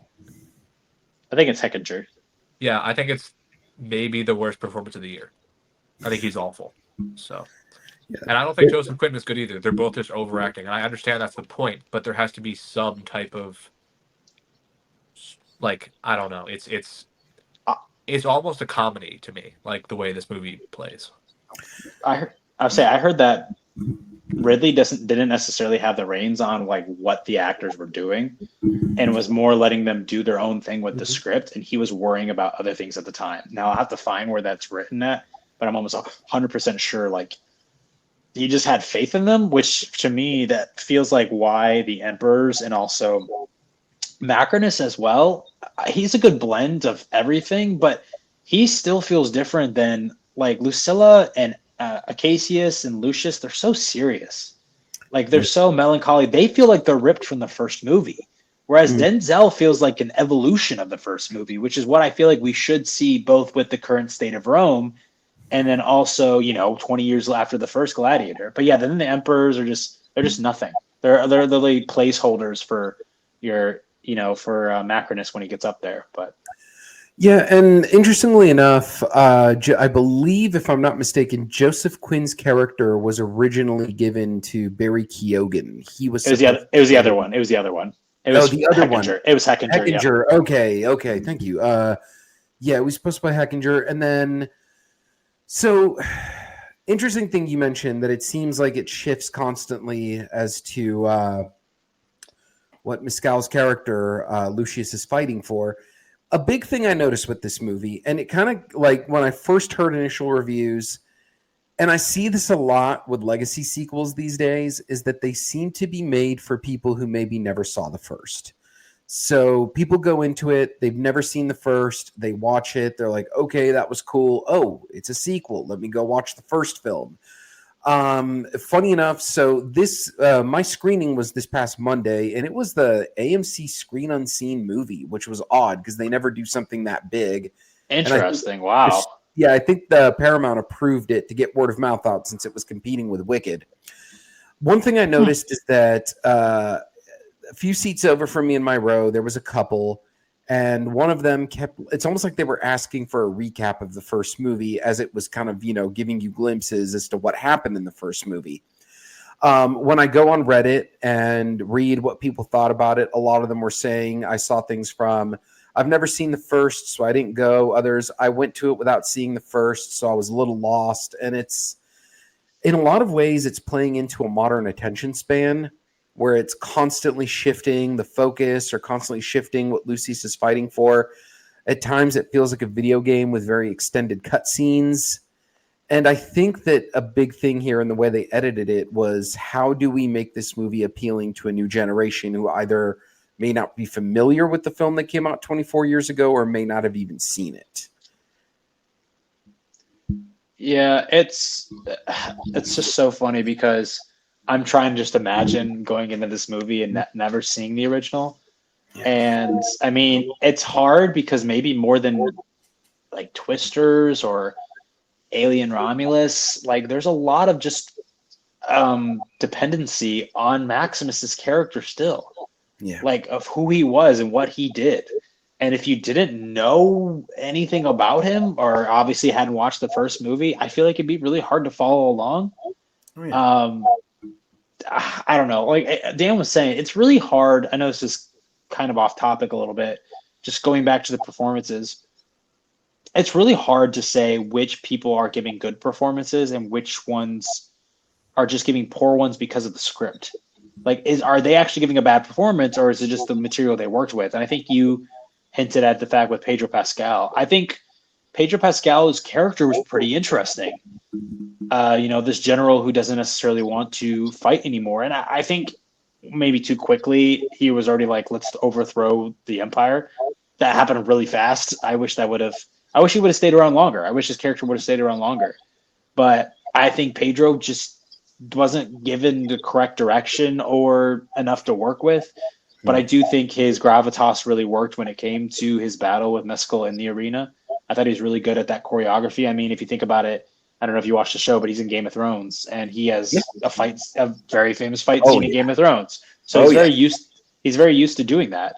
But yeah, everything with Joseph Quinn and Fred Heckinger, there's nothing written for them. So was it on them, or was it on the director? Was the director actually giving them direction? I don't know. This is my hot take, and I don't know if you guys will disagree with me on this.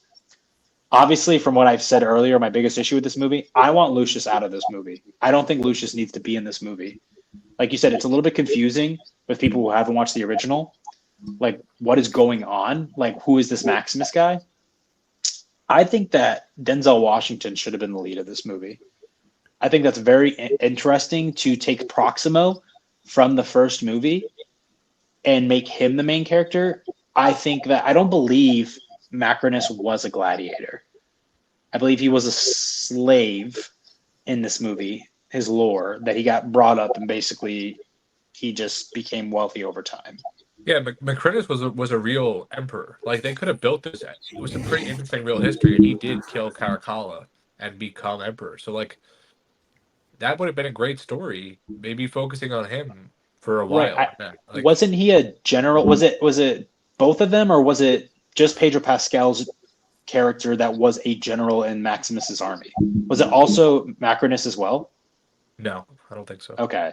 I think that would have been kind of interesting. Maybe if you tweak it like you could tweak the history just a little bit.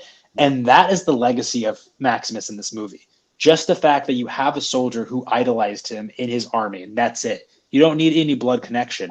And Macrinus still turns out to be kind of the villain of this movie. And he witnessed what happened with Maximus and knows that someone like that can change Rome. So he brings in this gladiator, whoever it is, and uses him as a tool, right? But Macrinus is the focus, not the gladiator. Like I said, if you just tweak it a little bit, that fact that he's like Proximo and that he is an old gladiator, boom, the title works again. That's all you have to do to the character to make it work again. And then just carry it on out from there. Like every time it focuses on Lucius, you do not give a shit.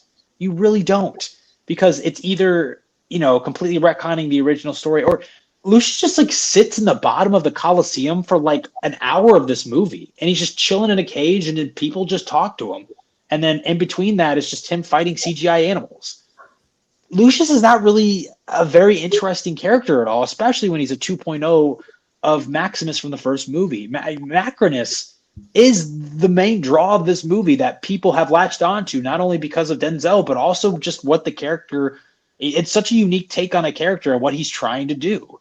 And I think obviously it would have been a great subversion of expectations to eventually have his fallout that he did. And still, you don't need the entire focus on whoever this gladiator he chooses. Like, I think the script could have worked. I texted Dan this in our group chat, our Goodwill Podcasting group chat. I think this script somewhere could have worked if he kind of just twisted it on its head a little bit. Just get rid of Lucius. I don't care about Lucius. I also think it's just like, it's not even really believable. Like, she just sent him away. Lucilla sent him away.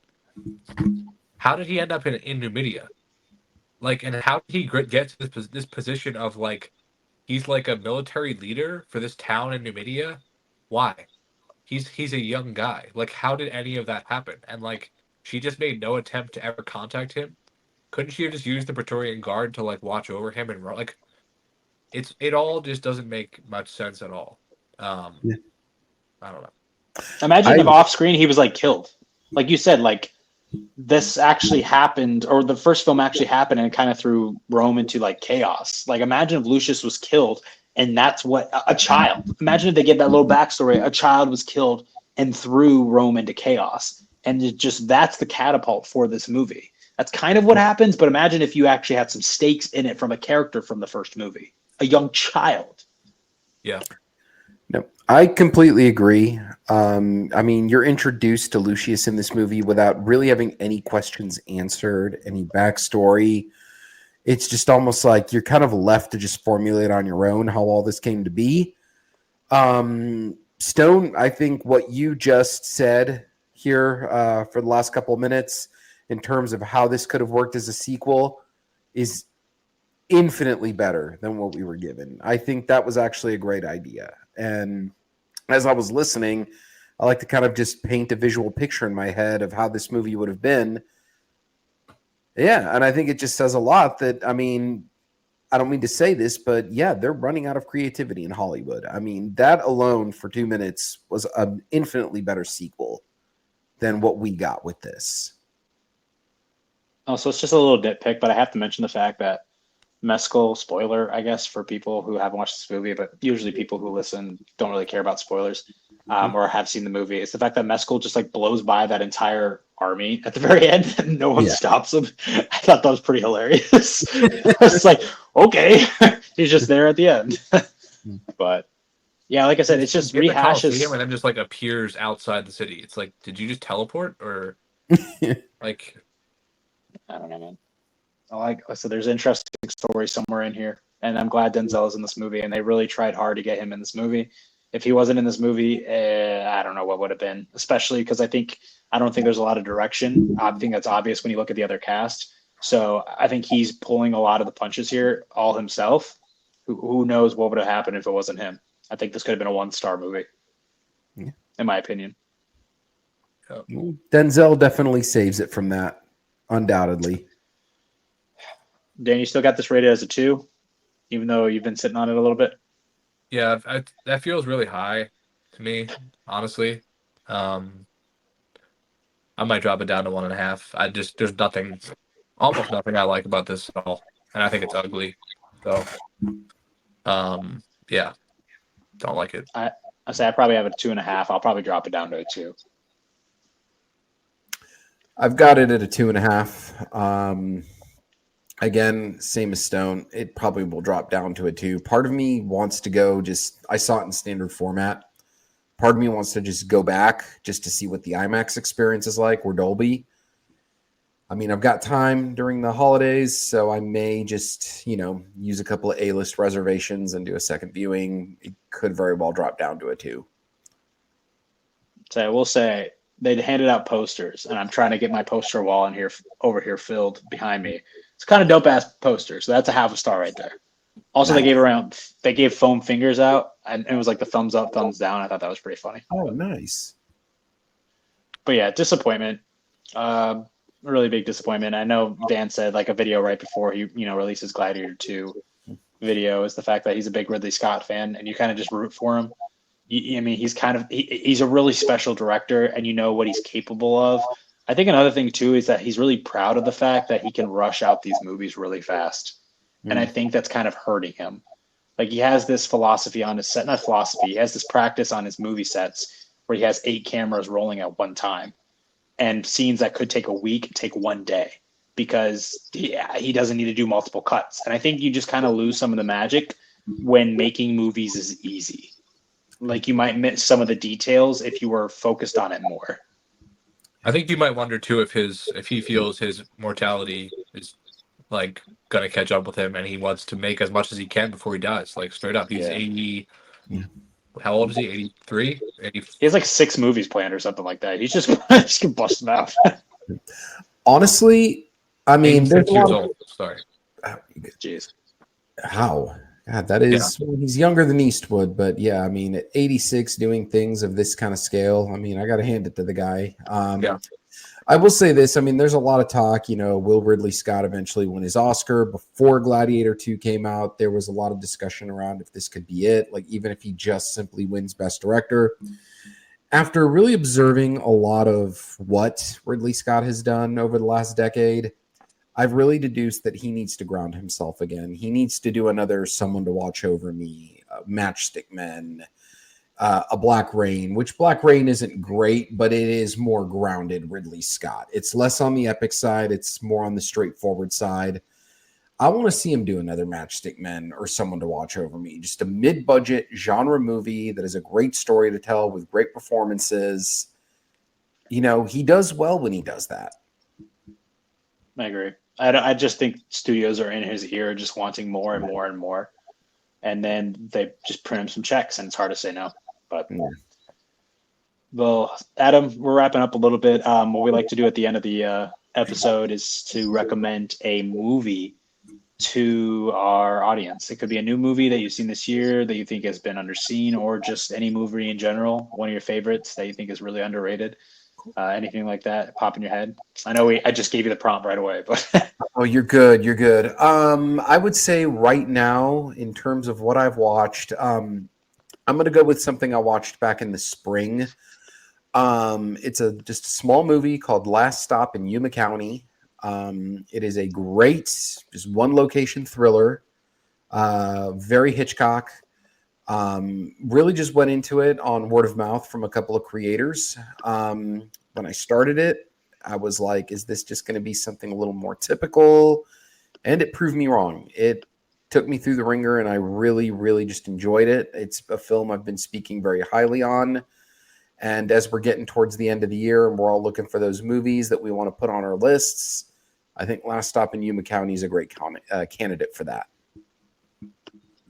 You've seen that, right, Dan? Did you really enjoy that? I gave it a 3.5. I liked it. I think it's pretty straightforward, but like, I 100% enjoyed it and 100% recommend it. I liked it a lot. Yeah. For me, I think I'm going to recommend. I don't necessarily love comedies a whole lot, but I will recommend one I saw this year that I actually did enjoy, called Babes. I know some people didn't like that. I remember people being really appalled by it, but I thought it was really effective in the comedy. Now, I did have the cast there with me.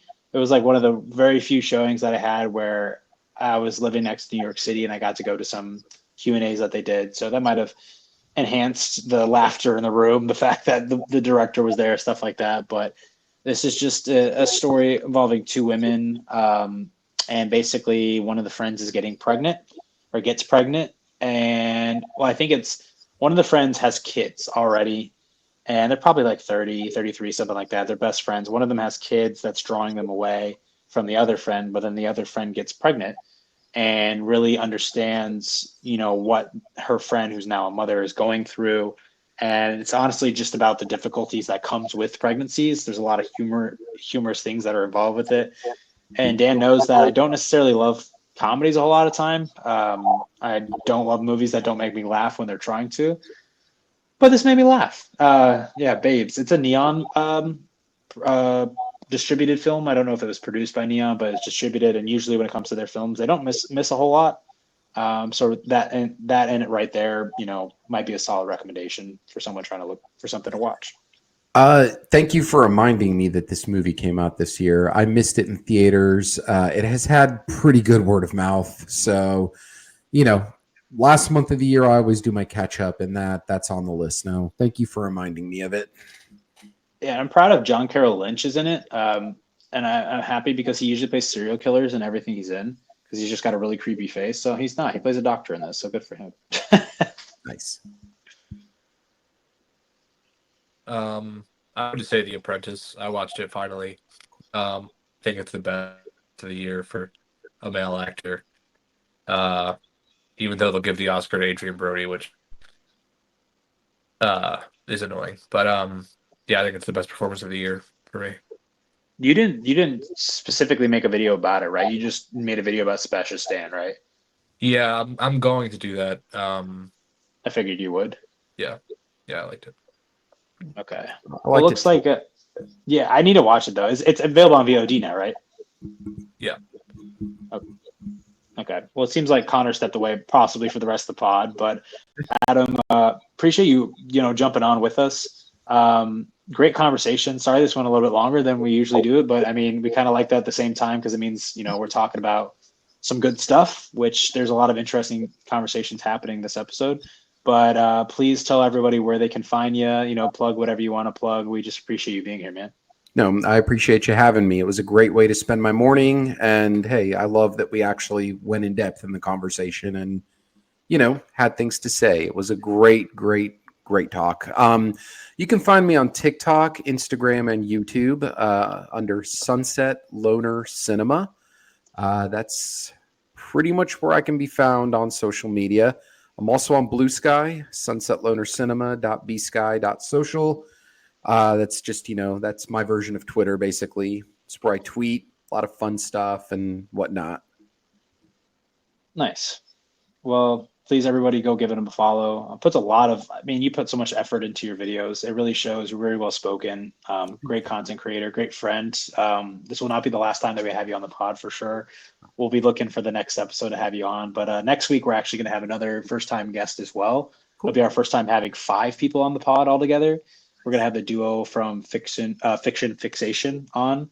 And awesome. We're going to talk about our favorite Disney movies when it comes to Moana 2 coming out. So we'll be discussing Brother Bear, Mulan, Christopher Robin, which is Dan's favorite, and then also Moana 2. So if anybody cares about possibly following along what we talk about next week, please go and seek those movies out this week if you want to. But until then, thank you so much, everybody, for listening to Good Will Podcasting, listening to us talk about our favorite things in the world, movies. But until we do get to that conversation with Moana 2, go outside this week, call your friends, sit on a park bench, touch some grass, and we'll see you then. Peace out, everybody.